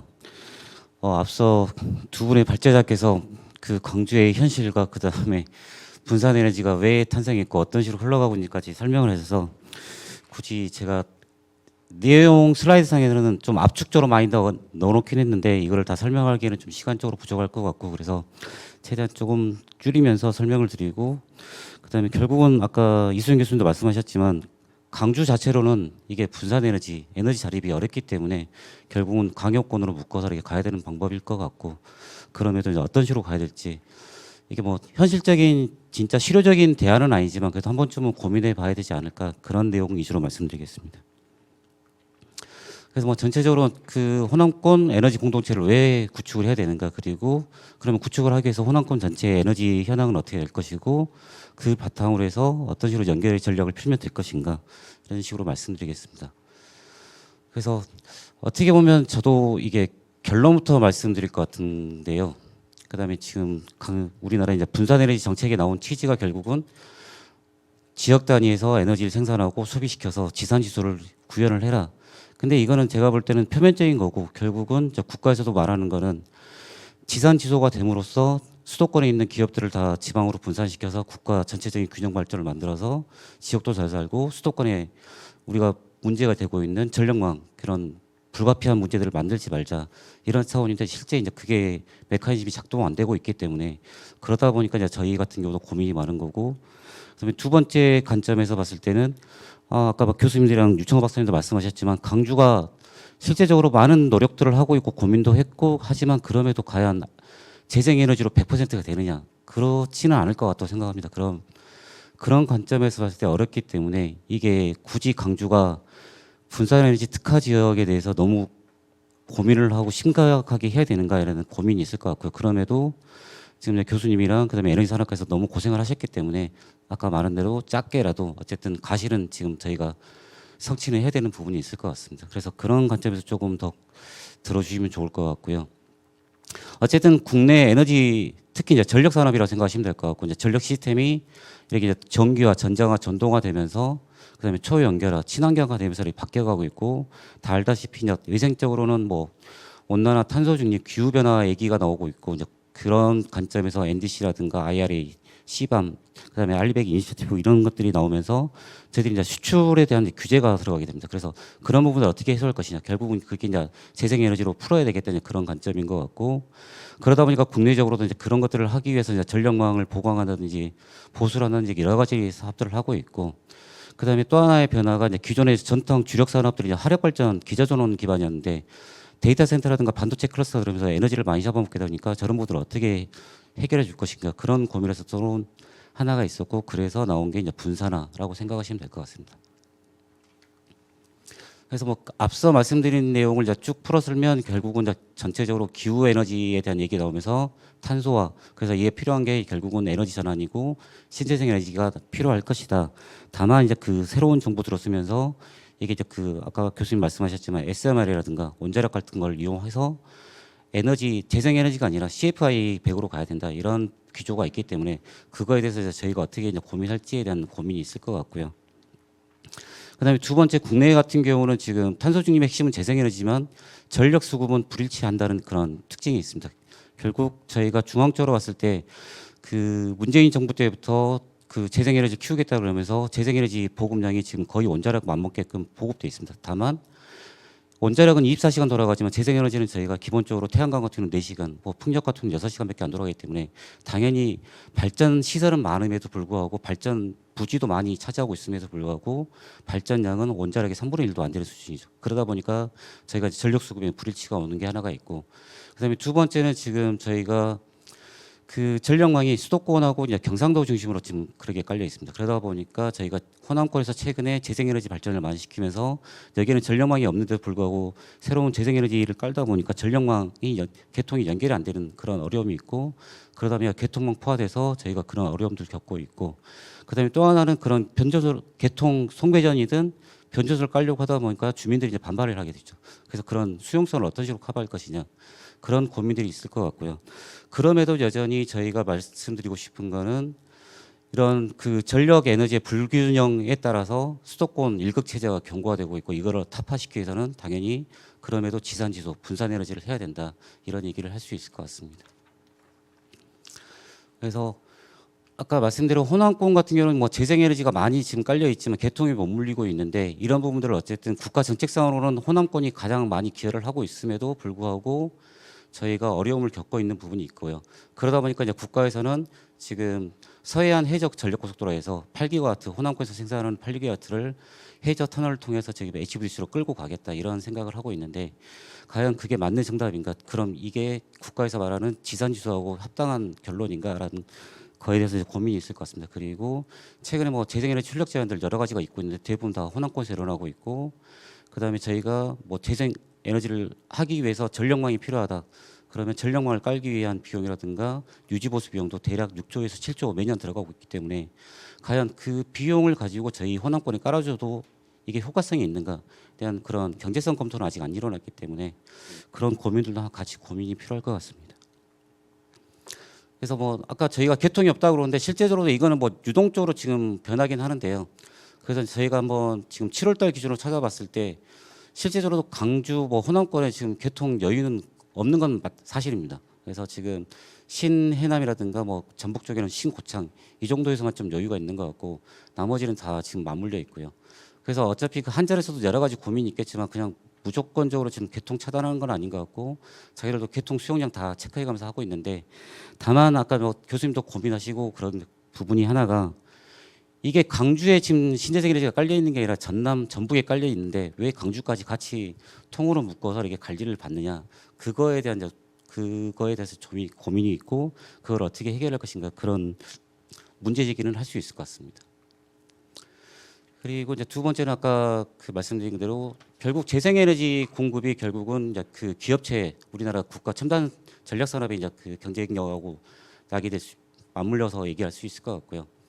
그래서 아까 초기에 제가 이제 국가 균형 발전 차원에서 뭐 기업들을 지방으로 분산시킨다 했었는데 국가에서도 그 트렌드 하에서 지금 수도권에 있는 반도체 클러스터라든가 데이터 센터들을 이제 분산시켜 주겠다라고 말은 하고 있습니다. 근데 실제적으로 이게 작동은 하지 않고 있는 부분인데, 그래서 이런 수도권에 있는 데이터 센터들인가 그 반도체 클러스터라든가 이런 것들 끌고 오해서는 지역 내에서 어쨌든 재생에너지를 확보해서 그것들을 공급할 수 있다, 여력이 있다, 그것들을 명확하게 보여줘야 되는 문제가 있을 거로 생각하고 있습니다. 그리고 저희가 호남권을 묶어서 얘기하는 이유는 결국은 저희가 뭐 지난 올해 7월 달이죠. 그 시장님, 지사님 모여서 호남권 메가시티 경제동맹 선언을 하면서 그때 이제 핵심으로서 2차 전지, 재생에너지를 얘기를 하셨고, 그 다음에 거기에 파생되는 산업군으로서 바이오라든가 모빌리티 이쪽을 더 키워서 같이 확장해서 가겠다 이런 얘기가 있었고, 저희가 뭐 에너지 공동체가 처음 나온 얘기는 아니고 호남 알리산백이라든가 소남권 에너지 신경제 벨트 이런 여러 가지 사업들은 기존에 쭉 해왔었고, 다만 그 구상에서 끝났고 구상을 현실화시키는 방법에서는 좀 머물러 있지 않았을까. 그래서 이제 그런 부분에서 다시 또 한번 얘기가 나왔다고 생각할 수 있을 것 같습니다. 그래서 실제적으로 호남권의 지금 에너지를 보시면 저희가 최근 10년간 기저전원은 여전히 아까 말씀드려서 줄고 있고 신재생 에너지 증가하고 있는데, 호남권이 제주권까지 포함하게 되면 대략 17% 이 정도가 깔려 있고요. 그래서 다만 지금 저희가 화력이라든가 원자력이 있기 때문에 수도권 영남권에서 지금 이 발전 시설이 더 높게 나온다고 보시면 될 것 같고, 결국은 이제 신재생 화력이라든가 원자력은 내부 열환이 있기 때문에 그게 끝나고 났을 때 신재생 에너지를 확보를 얼마만큼 하냐에 따라서 이 비중은 바뀔 수 있을 것 같습니다. 그다음에 두 번째, 그 발전 설비를 가지고 저희가 이제 발전량을 다 계산을 해보면 지금 수도권 같은 경우는 지금 대략적으로 7만 기가와트가 부족한 상태고요. 그다음에 영남권 같은 경우는 7만 기가와트를 초과 생산하고 있고, 저희 호남권 같은 경우는 8천 기가와트를 초과 생산하고 있습니다. 그러면 대략적으로 광주가 이제 쓰는 양에 이제 근접한 양이라고 생각하시면 될 것 같고요. 그다음에 이제 강원도가 16,000, 충청도가 지금 21,000 정도 지금 초과 생산을 하고 있고, 결국은 그 전력이 단순하게 어느 지역에서 한 곳에서 100% 가는 건 아니고 이제 캐픽스에서 이제 관리를 통해서 이제 그 균형적으로 이제 주고받고는 관리를 하고 있는데, 영남권에 이제 몰려 있는 원자라든가 화력 등을 통해서 나오는 7만 기가와트가 결국은 수도권으로 다 가고 있다고 뭐 단순하게도 저희가 볼 수 있기 때문에, 그러다 보니까 영남권에서는 왜 우리가 생산한 전기를 수도권으로 보내야 되는 거지? 그다음에 우리 지역에서 생산한 전기인데 왜 우리는 똑같이 수도권하고 전기 요금을 내야 되지? 그러다 보니까 아까 뭐 이순 교수님 말씀한 대로 지역별 차등 요금제 그 얘기를 계속 강조할 수밖에 없는 얘기인 거고. 그러면 호남 같은 경우는 어쨌든 그래도 저희가 초과 생산을 하고 있지만 이걸 가지고 이제 과연 알리백을 할 수 있느냐, 기업들을 다시 유치를 해서 이것들을 공급할 수 있느냐, 이런 부분에서 고민을 더 심각하게 해야 될 것 같습니다. 그래서 뭐 전체적으로는 뭐 이런 상황인데, 저희가 봤을 때 호남권이 어쨌든 간에 신재생에너지 발전량은 40% 가까이 가기 때문에 많다고 할 수 있을 것 같고요. 그다음에 여기 생산하는 양을 가지고 단순하게 저희가 산업 부분하고 제조업 부분만 투입했다 생각했을 때, 호남권은 현재 지금 대략적으로 알리 100은 안 되고 알리 50 정도 될 수 있을 것 같고, 그다음에 제조업만 했을 때도 알리 60 정도 갑니다. 결국은 이게 문제가 뭐냐면 호남권에 생산하는 모든 재생에너지를 가지고 제조업에다 투입한다는 가정이기 때문에 저희가 말하는 가정이라든가 상업에서는 안 쓰게 되는 거죠. 그래서 가정 상업은 어떤 식으로 커버를 시켜줄 것이냐, 그런 균형적인 밸런스가 안 맞기 때문에 그런 부분까지 다 고민을 해야 될 거라고 생각을 하고 있습니다. 그리고 뭐 아까 유창호 박사님께서는 에너지 다소비 업체들 얘기를 하셨는데, 결국은 저희가 알고 있는 대부분의 에너지 다소비 업체가 이제 그 대기업들을 이준 것 같고, 그래서 저희가 굳이 고민하지 않더라도 대기업들은 다 알리 ESG에 의해서 알리 100을 달성하기 위해서 노력을 하고 있습니다. 그래서 자기들이 자체적으로 예산했을 때 뭐 110조, 200조 가까이 자기들은 이득을 얻을 수 있기 때문에 그런 부분을 노력하고 있고, 최근에 지금 자동차 산업연구원하고 저희들하고 여러 가지 일을 하다 보면 들은 얘기인데, 현대차 같은 경우는 지금 알리 100을 맞추기 위해서 자기들은 이미 준비가 끝났고, 다만 자기들은 1차, 2차 밴더까지 어떤 식으로 컨설팅을 하고 교육을 시켜서 1, 2차 밴더까지 알리 100을 맞춰줄 것인가, 그 작업을 하고 있다고 알고 있습니다. 그래서 광주에 있는 뭐 당연히 그 밴더들도 몇 가지가 있겠지만 1차, 2차 밴더들은 현대차에서 본사에서 알아서 관리를 해줄 건데, 그 밑단에 3, 4, 5차 그런 하위 단위의 밴더들 어떻게 관리할 것인가. 그다음에 두 번째 문제는, 그러면 현대에서 당연히 교육을 하고 컨설팅을 하겠지만 지역에서 에너지는 공급해야 되는 부분이기 때문에 그거를 페이지로 나눠서 스텝 바이 스텝으로 1차, 2차부터 갈 것인지, 아니면 거기는 현대하고 같이 맞물려서 고민을 하게끔 하고, 저희는 지역에 있는 뿌리 기업들인 3차, 4차, 5차 그런 밴더들을 관리할 것인지, 그런 고민도 좀 필요할 것이라고 생각합니다. 그래서 저희 지역 내에 지금 저희가 이제 앞으로 이제 그러면 현황은 봤었고, 앞으로 지금 저희가 지금 개통 제한 물리기 전까지 지금 한전에서 지금 잡고 있는 물량들 지금 계산해 보면 대략적으로 1기가 정도 지금 물량이 잡혀 있는 거고요. 그러니까 이 물량은 이미 다 계약이 끝난 거기 때문에 발전을 할 수 있을 거라 생각을 하고 이 용량을 가지고 저희가 계산해 봤을 때 대략적으로 지금 한 지금 신재생에너지 발전만 생각했을 때 44,000에서 42,000까지는 저희가 공급할 수 있을 거라고 생각을 합니다. 그러면 호남권, 강주, 전남북 전체가 쓰는 소비량을 다 합산해 봐서 저희가 연평균 계산 때려 봤을 때 2030년까지 35년까지 대략적으로 85,000을 쓸 거고요. 그러면 지역에서는 여전히 85,000을 쓰고 있는데 신재생 에너지는 42,000에서 44,000을 공급하고 있기 때문에 여전히 저희가 신재생 에너지 공급은 부족한 상황인 거고요.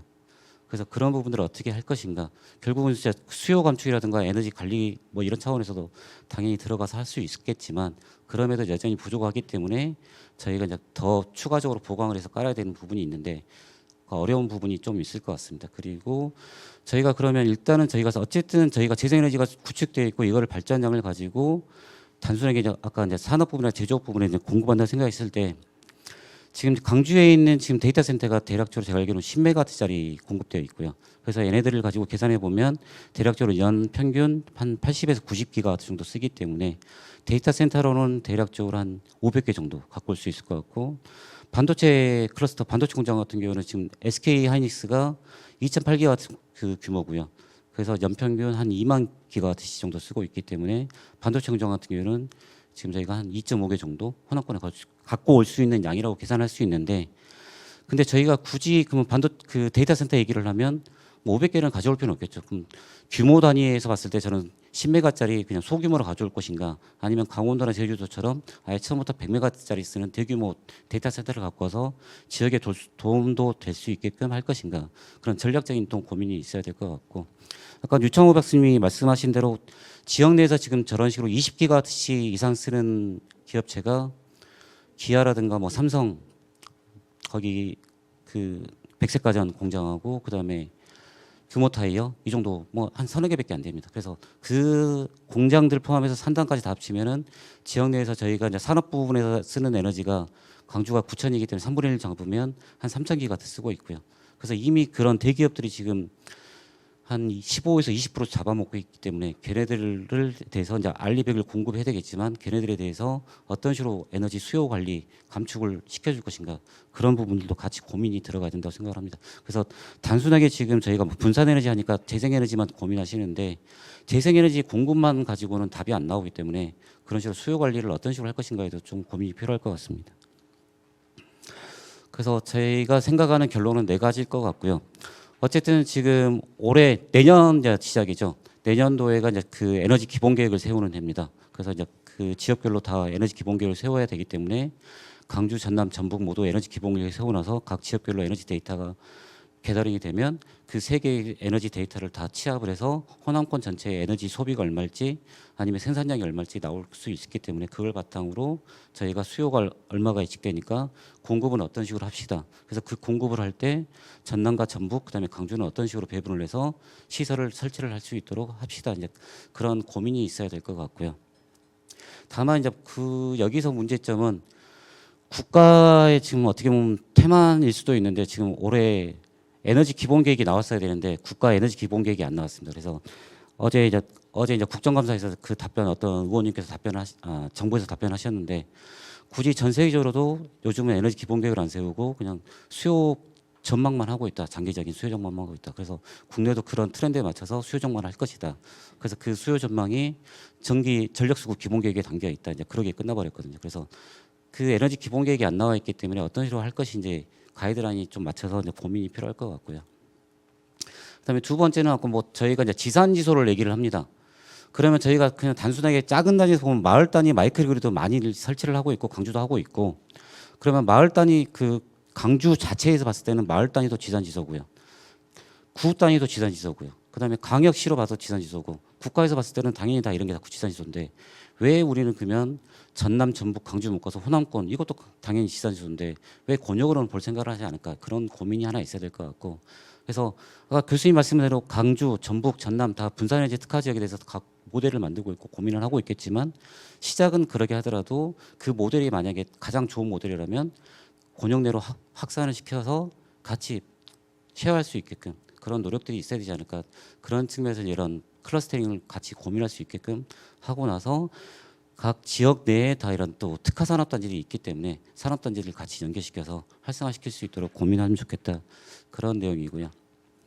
그다음에 세 번째는 결국은 어쨌든 저희가 전력망을 구축할 때 에너지망 이게 필요할 건데 기존에는 지금 저희가 이제 다 이제 지상으로 깔든지 뭐 그 송전탑을 이용하든지 이런 식이었습니다. 그러다 보니까 주민 수용성이 나오는 문제가 있었고 그다음에 저희가 기존에 기저전원만 있을 때는 막히지 않습니다. 근데 신재생 에너지가 갑자기 막 들어오면서 이런 식으로 있으면 다 병목 현상이 일어나는 문제가 있기 때문에 이걸 뚫기 위해서 에너지 고속도로가 필요할 것이고 정부에서 이제 말하는 이제 고속도로 개념이긴 한데 그럼에도 불구하고 이 고속도로를 깔 때 그러면 해저 터널도 중요하긴 하겠지만 처음부터 아예 지중화시키자. 그럼 지중화는 어떻게 시킬 것이냐? 그럼 강주 전남, 강주 전북 간에 고속도로 SOC 사업들이 몇 가지가 잡혀 있는 것들이 있습니다. 그래서 처음부터 아예 고속도로를 설치를 할 때 그 밑으로 같이 전선을 지중화시키면 당연히 사업비가 덜 들어가기 때문에 사업 기간도 단축되고 주민 수용성도 그렇게 높지 않을 것 같고 그래서 그런 부분들도 같이 고민하면 좋겠다 그런 입장이고요.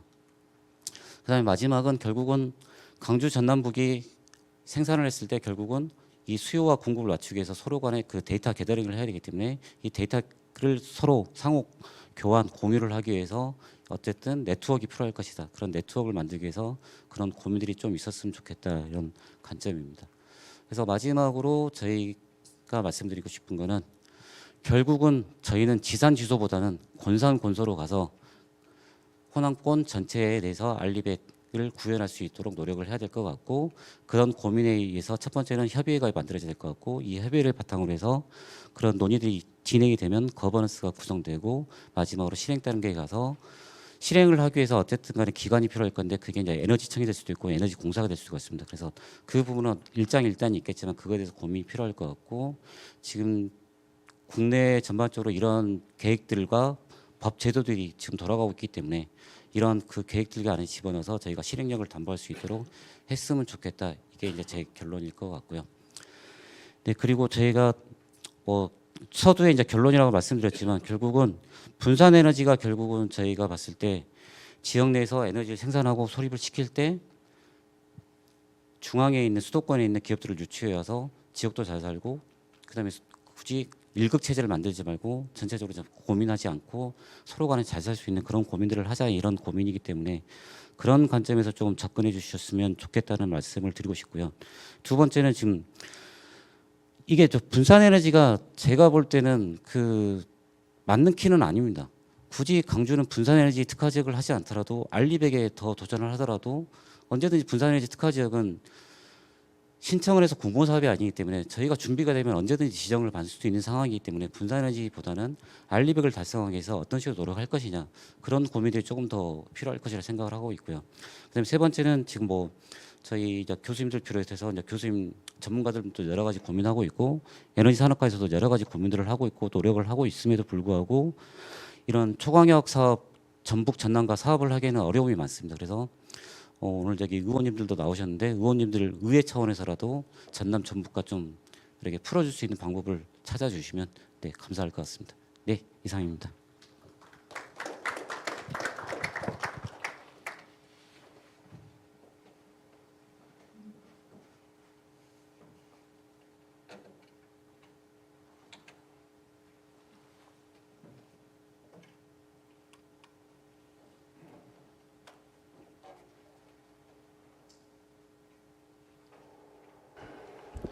네, 호남권 분산에너지 활성화 연계 전략에 대해서 박동원 책임연구위원으로부터 발제를 들었습니다.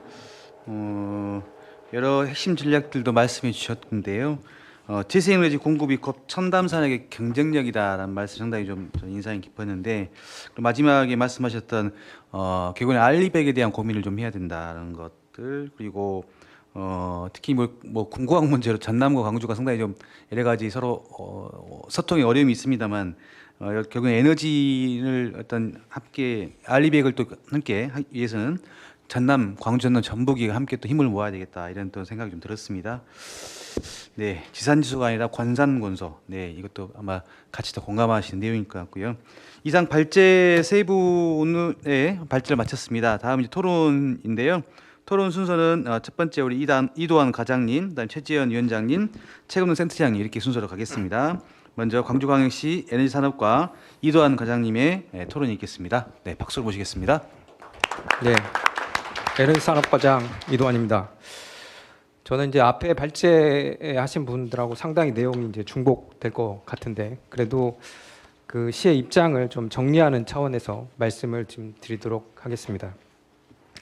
분산 에너지 특화 지역 그 관련해서 시의 역할은 특화 지역 계획 수립, 그 신청, 활성화 방안 마련, 규제 등의 발굴, 특화 지역 점검 사후 관리 등 특화 지역과 관련해서 전주기 과정에서 총괄 관리 역할을 해야 하는 주체입니다. 이는 그 중앙 집중형 에너지 관리 시스템에서 분산 에너지 시스템으로 전환하는 제도인 만큼 지역에서 주도적으로 선택 관리 운영하라는 취지입니다. 우리시 분산 에너지 특화 지역 추진 계획에 대해서는 자료를 토대로 말씀드리겠습니다.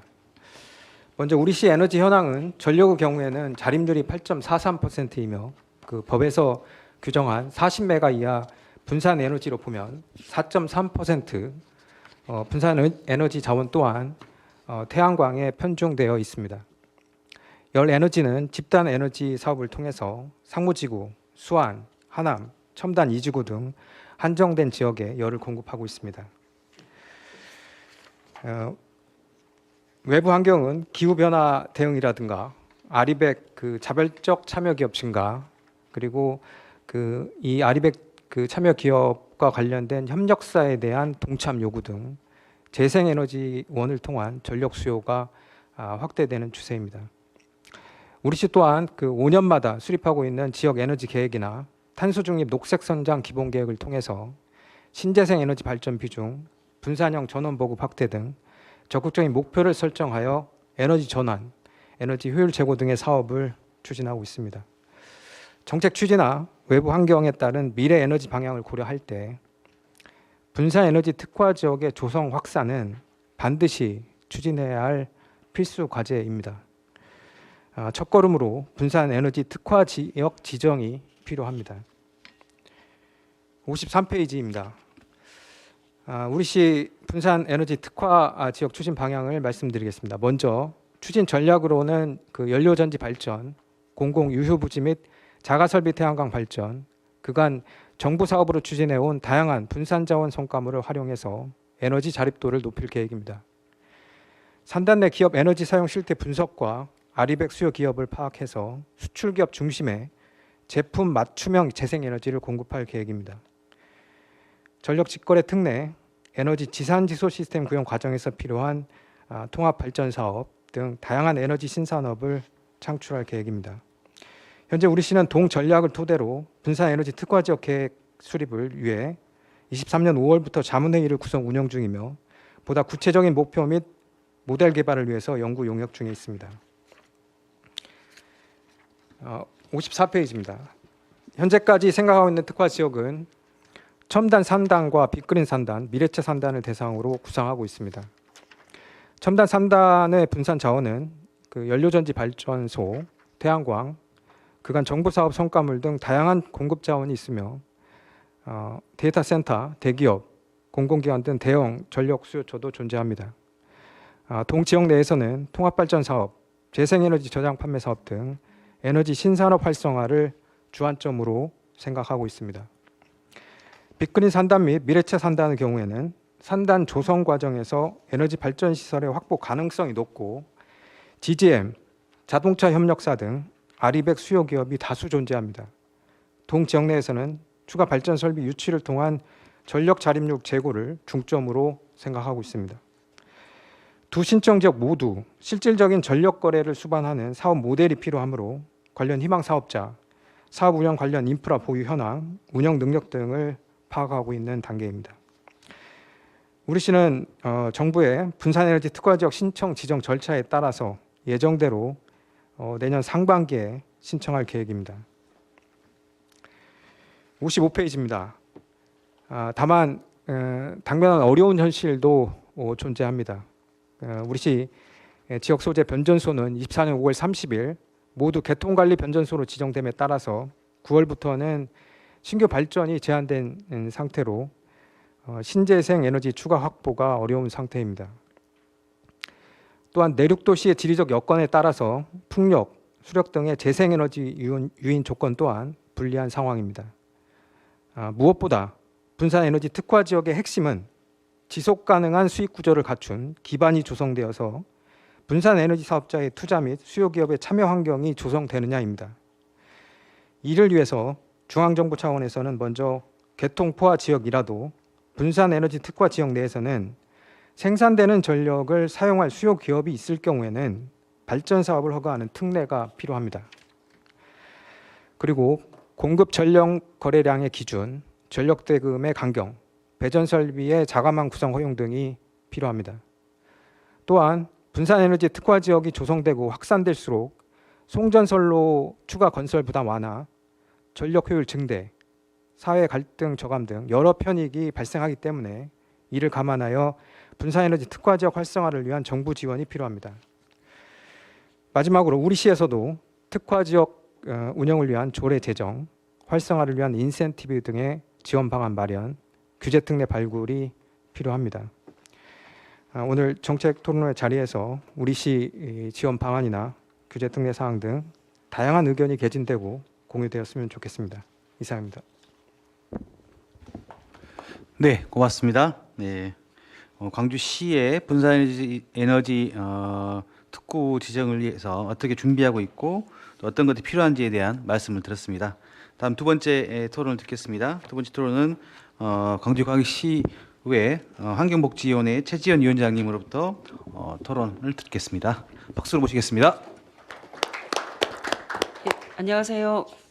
환경복지위원장 최지연입니다. 우선 이 토론회를 필요해 주신 박수기 의원님께 감사드립니다. 그리고 2030 포럼에서 오랜 또 고민 과정에서 이 토론회의 필요성이나 또 이 토론을 통한 공로나 그리고 향후 이 현황을 공유하고 대안과 대책을 마련하기 위한 이제 취지로 오늘 토론을 열어서요. 그래서 감사드리고 또 이 자리에 계신 분들에게도 고맙습니다. 실은 이제 분산 에너지 활성화, 분산 에너지법이 제정이 되고 시행령, 시행 규칙도 이어서 이제 발표가 됐고요.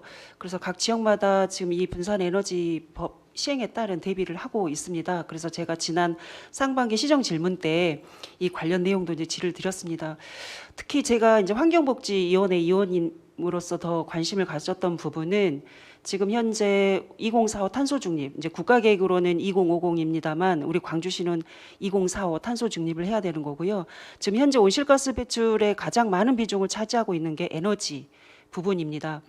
그래서 이 분산 에너지 이 활성화를 통해서 실은 이게 이제 지역 에너지 자립, 그리고 결국은 지역 에너지 자립은 온실가스 배출을 상당 부분 줄일 수 있는 재생 에너지, 그리고 어떤 이제 수요 관리를 통한 이제 에너지 효율화를 통한 이제 그런 통제. 그래서 이거 종합적으로 이 분산 에너지 이 법은 기후 위기 대응, 그리고 앞서도 발표에서 여러 분 언급해 주셨습니다만 실은 모든 이런 경제의 어떤 그 집중이 수도권으로 되어 있습니다. 예컨대 그 반도체 그 SK였던 것 같은데요. 그래서 지역에서 구미에서 정말 그 유치하려고 어마어마한 노력을 했었습니다. 그런데 결국 어디로 그 업체가 기업이 선정을 했냐면 지역을 용인으로 했습니다. 근데 아마 그 큰 이유 중에 하나가 이제 인재, 그러니까 인력의 어떤 그 조달의 어려움이 지역은 어렵다라는 게 하나 있었고요. 만약에 에너지 부분도 고려가 됐었던 것으로 저는 생각을 하고 있습니다. 그래서 이제 이런 지역의 이런 소외나 이런 지역 쇠락의 문제에 있어서는 결국은 이런 분산에너지법을 통해서 좀 돌파할 수 있는 대안도 될 수 있지 않겠나 이렇게 생각을 하고 있습니다. 그리고 지금 우리 지역에 갈등이 되고 있는 사안 중에 하나가 영광의 6기의 핵발전소가 지금 돌아가고 있는데요. 1, 2호기가 여러 이제 그 문제점으로 인해서 이제 가동에 대한 중지 내지는 이거 보완 대책을 요구하고 있는데 그래서 그게 좀 그리고 연장 수명 연장에 대한 선 안 된다라고 하는 이제 지역 요구가 있습니다. 왜냐하면 이제 잦은 사고가 일어나고 있고 세계적으로도 노후화된 발전소에서 사고가 많았기 때문에 이제 그런 불안과 걱정 때문에 그래서 이런 부분이 안전성이 확보가 되지 않으면 연장은 안 된다. 실은 원칙적으로 연장은 좀 하지 않기로 지난 정부에서 큰 방침을 정했지만 현 정부 들어와서 이게 이제 기조가 좀 바뀌었습니다. 그래서 지금 이 대규모 중앙 집중적인 이 에너지 체계에 대한 여러 한계와 문제점들, 또 이런 송배정망, 대규모 송배정망으로 인한 이제 갈등, 이제 이런 문제들이 있어서 이제 그런 문제들에 대한 대안들로도 이 분산 에너지, 지역 에너지 자립이 굉장히 필요한 부분이고요. 그래서 우리 광주시가 이런 것에 대한 이제 대응과 대책을 지금 하고 있는 부분에 있어서는 많은 어려운 여건 속에서도 이걸 해주셔서 감사하게 생각하고 있고, 이런 부분은 의회에서도 지금 적극 좀 같이 독려하고 또 협력하고 또 그 부분에 대해서는 좀 재촉도 하고 촉진도 해야 될 거라고 생각합니다. 저는 여기 이제 뭐 간단하게 좀 정리는 했습니다만 몇 가지만 좀 추려서 좀 말씀드리고 또 질문도 좀 하고 싶습니다. 아까 이 분산에너지 그 활성화법이 지금 현재 발효가 된 이후에 광주시가 좀 주력해서 준비하고 있는 것이 특화 지역 이제 지정 부분인데요. 그래서 앞서 지금 유창호 박사님께서 말씀해 주신 내용 중에 좀 상당히 이제 이 특화 지역에 대한 그 유형으로서는 공급 자원 유인형을 말씀해 주셨고, 그다음에 70-30 이 비율 부분을 말씀해 주셔서 결국은 이 수요에 대한 분명한 이 확실한 어떤 계획과 그 확신이 없으면은 이 분산 에너지 특화 지역에 대한 추진도 굉장히 어렵다라는 걸 또 말씀해 주셨고, 그 비율에 대한 여러 가지 이제 제약 부분들 말씀해 주셨습니다. 그리고 이런 이제 수요의 불확실성이 이런 이제 취약점이라는 것과 그다음에 직거래 단가가 높음으로 인해서 실적으로 이런 사업성에 대한 부분에 좀 회의적인 부분을 말씀해 주셨습니다. 그래서 저는 여기 하나 좀 질문을 드리고 싶은 게, 우리 시에서 자료는 있습니다만 혹시 이게 신산업 활성화용으로에 대한 이 특화 지정에 대한 고민은 좀 어려운 부분이 있는 것인지 하나 좀 질문을 드리고 싶고요. 그리고 저기 또 하나가 이제 지금 이게 현재는 분산에너지법을 이를 통해서 이제 상당 부분 어떤 지역 에너지에 대한, 그다음에 지자체에 대한 많은 권한과 또 책임이나 또 그 재량이 많이 좀 부여가 된 것처럼 보이지만, 실질적으로는 이 전력 계통의 한전이 독점하고 있고, 그다음에 에너지 가격이라거나 물론 이제 지역 간의 에너지 가격이 이제 따로 이제 이런 부분들도 요구가 되고 있어서 좀 다른 좀 한계 걱정도 되는 부분이 있습니다. 예컨대 지금 현재 대규모 발전소가 있는 뭐 충남이라거나 아니면 전남, 그다음에 이런 동해안 쪽에 있는 발전소가 있는 지역에서는 그럼 우리 발전소가 있기 때문에 지역 간의 전력 가격에 대한 그런 차별성을 둔다라고 했었을 때, 그럼 그렇지 않은 우리 내륙 도시 같은 경우에는 배타적인 어떤 그런 가격 내지는 공급에 대한 제약을 뒀었을 때, 물론 그렇게 가진 않겠지만 이제 그런 식의 좀 갈등이나 또 그런 문제들이 있을 수 있습니다. 그래서 저는 그런 부분 하나 그냥 좀 덧붙여서 좀 걱정이 되는 부분이고요. 그래서 이게 이제 중앙 집중에 되어 있는 이런 권한을 지자체에서 상당 부분 좀 부여를 해야 된다라는 좀 대안이 좀 필요할 것 같습니다. 그리고 이런 에너지 관련돼 있는 한국전력 에너지공단, 이제 이런 것에서 가지고 있는 그 에너지에 관련된 정보나 또 그런 권한들이 이 지자체와 공유 내지는 그다음에 실제 이런 분산 에너지 실행 과정에서 구체적인 협의가 될 수 있도록 그런 그 단순하게 거버넌스에 대한 어떤 느슨한 거버넌스가 아니라 그런 에너지 정보 체계에 대한 공유를 비롯한 실질적인 운영 과정에 있어서도 협력 체계가 분명히 필요하다라는 겁니다. 그리고 또 하나가 실은 이게 이제 분산 에너지로 돼서 이제 지역 에너지가 활성화되면 이게 꼭 활발할 것 같지만 제가 또 걱정되는 부분이 있습니다. 우리 지붕에 소규모 태양광을 올린다 하더라도 이게 좀 이렇게 지역에서의 수용성 부분이 어려운 부분들이 있었습니다. 그래서 이런 지역의 이런 수용성들을 높이기 위해서는 그런 이제 주민들의 좀 참여나 아니면 이익 공유제나 또 이제 외국에 있는 사례입니다만 지역 에너지 활성화 기금 등을 조성을 해서 이런 주민 참여를 유도하고 이 공유를 좀 활성화하는 이런 내용들이 있었기 때문에 이런 등에 이제 참고를 해서 지역 주민의 수용성을 높일 필요가 있다. 그래서 이익 공유 하나 하고 그다음에 에너지 기본 계획이나 지역 에너지 계획이나 전력 수급 계획이나 이런 계획의 과정에서의 시민 그다음에 또 이해 관계자들의 참여 가들이 좀 필요하다. 이제 이런 참여들이 좀 보장돼야 된다라는 겁니다. 그리고 앞서 좀 말씀드렸었지만 이런 어떤 이제 지능형 전력망 등 이제 이런 에너지 전력에 대한 이제 수요 관리, 그다음에 효율화, 아까 마이크로 그리드 이런 부분들 말씀해 주셨는데요. 실제 이제 이건 비즈니스 모델이 되기 위해서는 이런 실증 사례와 또 아니면 이게 그 모델이 돼야 되기 때문에 실행이 돼야 되기 때문에 이제 이런 부분이 분산 에너지의 좀 주요 관건이 될 것 같습니다. 그래서 이런 우리 시에서 이런 노력들이 필요할 것 같다라고 생각이 듭니다. 그래서 간단하게 제가 좀 그 반복되지 않는 범위에서 말씀드린 내용을 간략하게 이렇게 말씀을 드리고요. 그다음에 이후에 지금 전력 수급 기본계획에 이제 그 따른 우리 지역 에너지 기본계획이 수립이 돼야 되는데 이것에 대한 이제 대응들도 좀 필요할 것 같습니다. 그리고 마지막으로 그러니까 이제 호남권에 대한 그러니까 이제 어떤 소규모의 지역에서 이제 대안들도 필요하지만 이 호남권에 대한 이제 부분도 말씀해 주셨습니다. 그래서 기술적으로는 뭐 ESS나 그린 수소 발전이라거나 또 아까 그 에너지 고속도로 말씀해 주셨는데 결국은 이건 또 수도권으로도 가기 위한 수도권으로 집중될 수 있는 한에도 여지를 열어놓을 수 있기 때문에 최소한 권역별에 대한 좀 분산만큼은 좀 확실하게 좀 해둘 수 있는 필요가 하는데 그거는 광주 전남 그리고 전북까지 묶어서 협력 체계는 분명히 필요하다. 저도 이 부분은 좀 강조드리고 싶습니다. 예, 제가 좀 시간을 좀 전략하려고 빨리 말씀드렸는데 이 정도로 토론 마치도록 하겠습니다. 네, 고맙습니다. 조금 방금 토론 과정에서 질문을 좀 이따가 한꺼번에 하겠습니다. 자, 다음 세 번째 토론입니다. 마지막 토론자신데요. 광산구 에너지센터 최금동 센터장님부터 마지막 토론을 듣겠습니다. 자, 따뜻한 박수 부탁드리겠습니다. 네, 감사합니다. 광산구 에너지센터의 최금동 센터장입니다.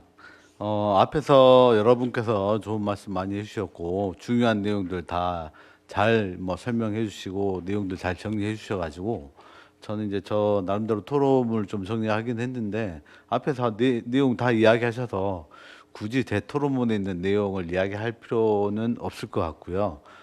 제 토론 내용에 대해서 토론문에 대해서는 책자로 가름 좀 해주셨으면 좋을 것 같고요. 저는 이제 토론 부분에 있어서 몇 가지 좀 질문에 이런 부분 좀 이따 진행될 때 같이 토론하도록 하겠습니다. 이상입니다. 네, 방금 최금동 센터장님께서는 자료집을 참조하시라고 하셨으니까요. 우리 함께 자료집 보시면서 또 여기 내용 중에서 같이 또 이야기할 내용이 있으시면 함께 또 제안하시겠으면 좋겠습니다. 광산구의 강점을 크게 부각을 하셨는데, 네. 네, 그러면 이상 본 발제와 토론을 정리하고요. 이제 질의응답 및 자유토론을 진행하겠습니다. 혹시 방금 우리 최지현 위원장님께서 그 토론 과정에서 질문이 좀 있으셨는데요. 과장님 혹시 이걸 먼저 잠깐 언급하시고 가실까요?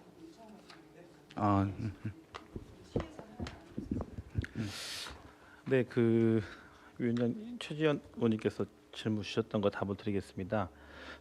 시 자료 저희 오늘 토론 그 책자에서 54페이지에 첨단 한단을 신산업 활성화용으로 표시를 하셨는데 저희는 이제 발제 자료는 공급자원 유인용으로 했단 말이에요.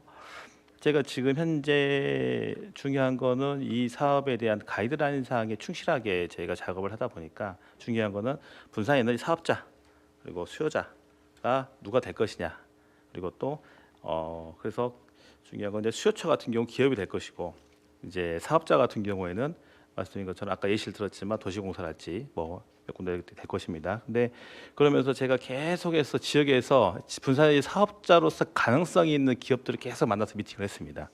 이를테면 이제 해양에너지 또 이제 수환에너지 골정의 사업을 하고 있기 때문에 그리고 또 저희가 도시공사, KDN, 동서발전 그리고 또 다른 루트를 통해서 KT 그다음에 SK 등 이런 여러 가지 분야에서 분산에너지 사업자로서 역할을 할 수 있는 기업들을 다 컨택을 했습니다.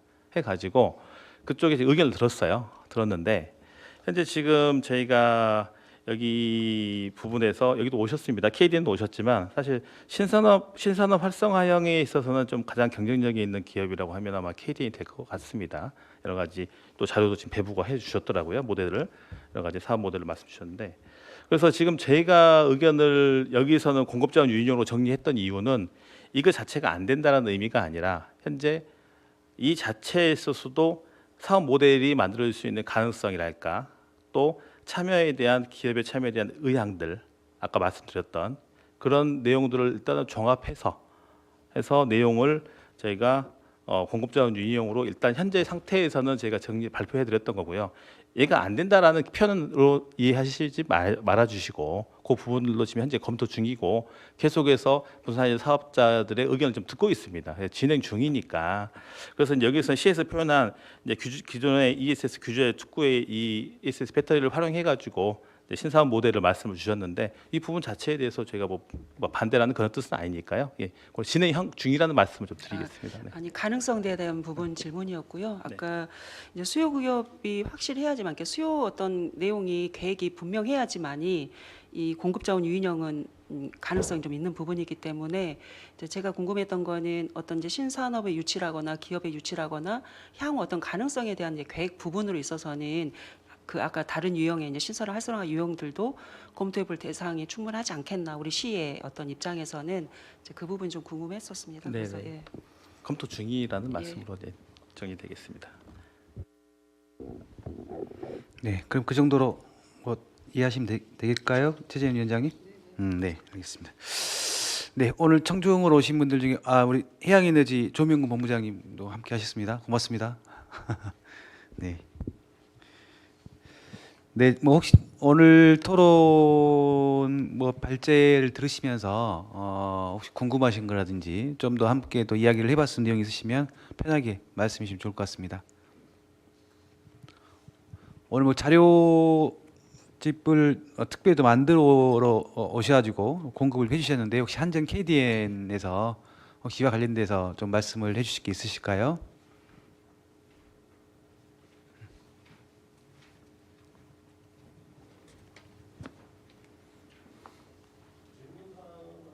네. 마이크를 네.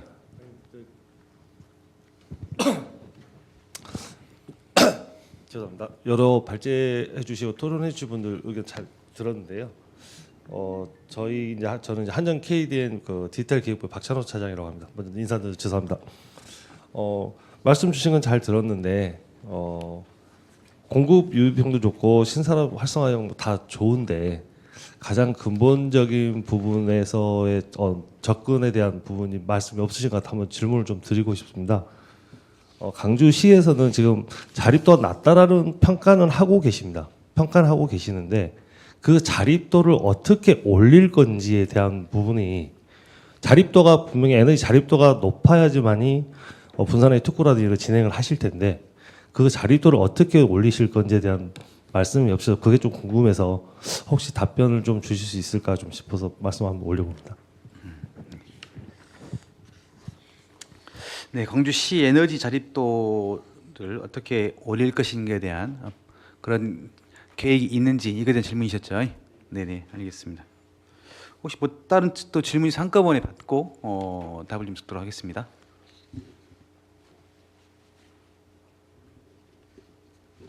네. 그러면 이 부분에 대해서 또 우리 과장님 답변을 좀 들으시고 또 혹시 이거 관련돼서 또 제안해 주실 게 있으시면 또 추가로 말씀드리도록 하겠습니다. 예, 그 질문에 대한 답변은 사실은 그 기후대기 정책과에서 정확히 해야 되는데 제가 아는 선에서 말씀을 드리면 그 탄소 중립 녹색 성장 기본 계획을 수립하면서 그 2045년까지 그 탄소 중립을 목표로 하고 태양광 발전 보급 계획도 연차별로 수립을 했습니다. 그래서 이게 보면 뭐 공공 유휴부지라든가 자가 설비 등을 토대로 전수 조사를 해가지고 25년, 26년, 27년, 28년 이렇게 연도별로 계획이 있고요. 사실 그 계획 그 연도별 세부 계획까지는 제가 뭐 정확히는 알지는 못하고 다만 이제 그 전력계통 포화 상태 때문에 당초 계획 그러니까 2030년 대비 약 그 20여 % 정도는 저희가 계획에서 차질이 있다 고선이고요. 뭐 구체적인 뭐 자립 계획은 그 별도로 또 필요하시면은 자리 마련해서 논의하도록 하겠습니다. 예. 네, 좀 현실적인 고민일 것 같습니다. 현재 에너지 자립도에 대한 어떤 재고 방안인데 혹시 우리 시에 뭐 제안을 해주실 게 있으시면 우리 모두 편하게 말씀해 주실 것 같습니다. 네, 결국은 자립하기 위해서는 자체적으로 전력을 내지는 에너지를 생산할 그 에너지원을 통한 이제 생산 부분이 가능해야 된다는 근본적 질문 때문에 하신 것 같은데요. 그래서 예전에 이제 그 광주시에서는 이제 수소 발전에 대한 비중을 굉장히 높은 계획을 잡은 바가 있었습니다. 거의 70%. 근데 이제 요번에 그 아까 탄소중립 기본계획 수립하면서 전남으로부터 이 공급을 좀 받는다라고 하는 계획이 한 40% 이상으로 좀 변화 조정이 좀 됐습니다. 그래서 이제 우리 지역에서 시민단체들이나 또 이렇게 지역의 에너지 운동, 그 분권 운동 하시는 단위에서는 이제 이런 것에 대한 이제 문제 제기와 부정적인 입장이 좀 있었었는데 좀 현실적인 부분을 좀 우리 광주시가 좀 그 감안을 한 것 같습니다. 그래서 아까 발표 또 토론해주신 분 중에서도 이제 호남권, 그러니까 광주 전남의 어떤 협력 체계 이제 이런 부분을 좀 언급해 주신 것 같은데요. 그럼 이런 부분을 좀 같이 좀 고민을 해야 될 것 같습니다. 그래서 우리 광주의 이제 어떤 행정 단위로의 어떤 이제 구역을 구분을 통해서 이 우리 자체가 광주시가 에너지 자립으로 가도록 하기 위한 최대한의 노력은 분명히 이제 필요하다라고 보여집니다. 그래서 지금 현재는 이제 태양광 중심의 이제 내용들이 좀 있긴 한데 그다음에 뭐 수소 생산 기지 구축 등 이런 계획들이 있는 걸로 알고 있습니다. 계획으로는요. 일단 상당 부분은 좀 전남에 의존한다라는 것도 참고적으로 이렇게 이해를 해주시면 좋을 것 같습니다. 네.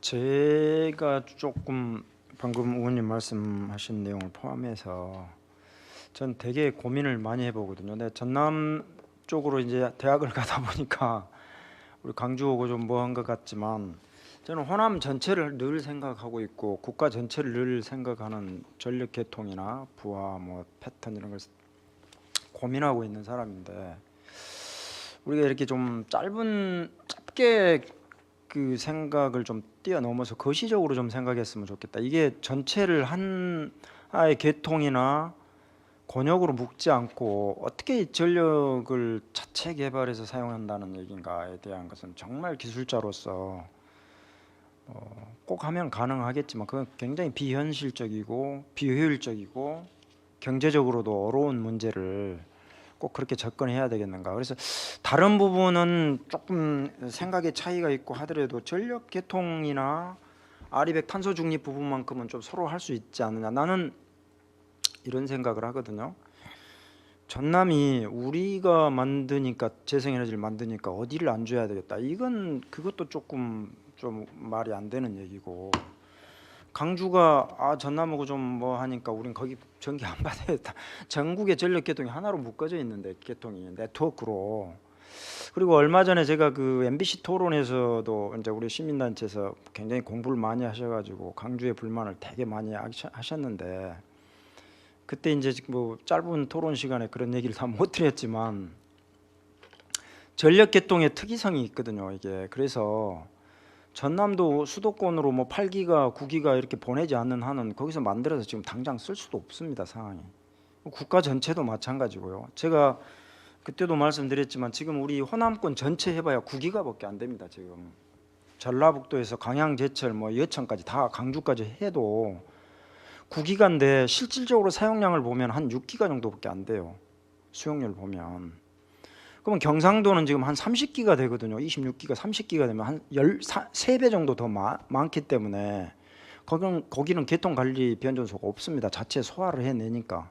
우리는 지금 남아서 신재생에너지가 지금 현재 10기가 이상 설치가 돼 있고 부하가 한 9기가 되고 현재 한국전력공사에서 공급하고 있는 게 한 14기가 정도 되는데 대기 물량이 한 32기가 정도 되고 그렇다면 제가 늘 시뮬레이션을 해보고 있는데요. 신안에서부터 해남 쪽, 영암 쪽, 나주 쪽, 강주 이쪽, 장성, 담양, 영광 이렇게 해서 디귿자, 역디귿자 형태로 긋지 않은 한은 전남도 마찬가지고 강주도 마찬가지고 에너지를 소화할 수가 없어요. 그 전체 실어다가 서울에다 주지 않는 한은.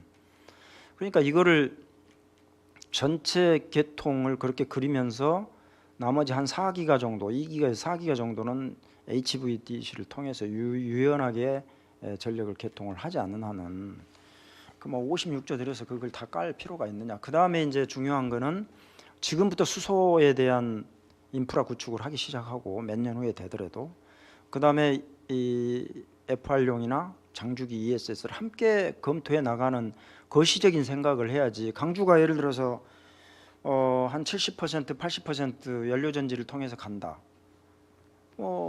하겠지만 그러면 그린 수소를 결과적으로 써야 되는데 전남에서 가지고 오든지 그린 수소를 어디선가는 가지고 와야 된단 말이에요. 예를 들어서 향후에. 그런다면 조금 우리 의원님들 계시니까 거시적으로 좀 멀리 보면서 아까 우리 박동원 박사님 참 좋은 얘기 해주셨어요. 당장 특화 지역도 중요하지만 아리백에 좀 이렇게 방점을 보고 좀 멀리 가면 좋겠다. 지금 현재 특화 지역이 이 공모입니다. 공모 내년에 6월달에 공모 사업이에요. 이게 제한해갖고 가는 얘기가 아니라 공모로 가면서 많이 줘봐야 제가 볼 때는 뭐 서너 개도 안 될 것 같아요. 정부는 하나 내지 2개 주려고 하고 있는 것 같아요. 내가 보니까 그렇지만 계속 요구를 하니까 한 서너 개 정도 해야 되지 않느냐. 그러면 이번에 이제 40메가를 풀지 않을 때는 어떻게 되냐면요. 사업 모델이 하나도 없습니다. 어떤 모델이 해야 되냐면요. 특구를 지정받을 정도로 기존에 거래할 수 없는 것만 해주려고 했었어요. 지금 다 거래할 수 있는 방법이에요. 지금 우리 여기 오늘 여기 뭐 신산업 활성화형이라 이거 다 지금 할 수 있는 내용이에요. 이거는 특화 지역 안 해주는 겁니다. 정부 방침이 그렇습니다. 그러니까 할 수 없는 걸 가지고 와라라는 얘기거든요. 그래서 그거는 말도 안 된다 해서 지금 좀 풀어질 것 같은데 그래서 저는 강주시가 그 어떤 상징성이 있기 때문에 특화 지역 하나 받는 것은 굉장히 중요한 의미는 같다. 그 돈이 중요한 게 아니라 그쪽에 포커스를 맞추되 투트랙 방식으로 좀 멀리 에너지를 전남도 마찬가지고 만든 걸 자기들이 어떻게 다 씁니까? 자기라면 표현이 좀 그렇습니다만은 저희 그쪽에 영역을 많이 하고 있습니다만은 우리 호남이 전체를 놓고 보고 부하를 아까 데이터 센터 우리 박 박사님은 10메가 얘기했는데 해남의 그 솔라 시도는 40메가 단위로 지금 생각을 하고 있단 말이에요. 그러니까 제가 시뮬레이션을 해보면 40메가면 얼마가 태양광이 필요해야 되냐면 40 곱하기 6배 정도 필요해요. 그러면 250 내지 300메가 태양광이 있어야만이 또 물론 ESS가 있어야 되고 한국전력개통에서 그것을 상계 거래하는 형태로 뭐 주고받고 하지 않는 한은 이게 안 나온단 말이에요. 그러면 그게 꼭 답이냐?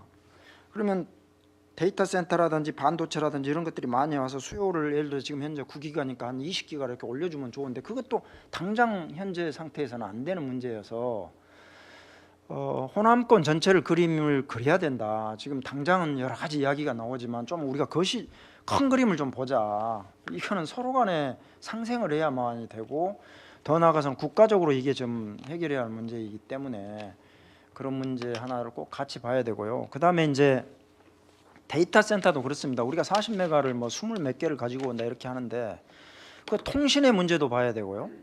통신도 지금 인프라가 그렇게 돼 있지 않습니다. 통신의 속도 문제도 있고.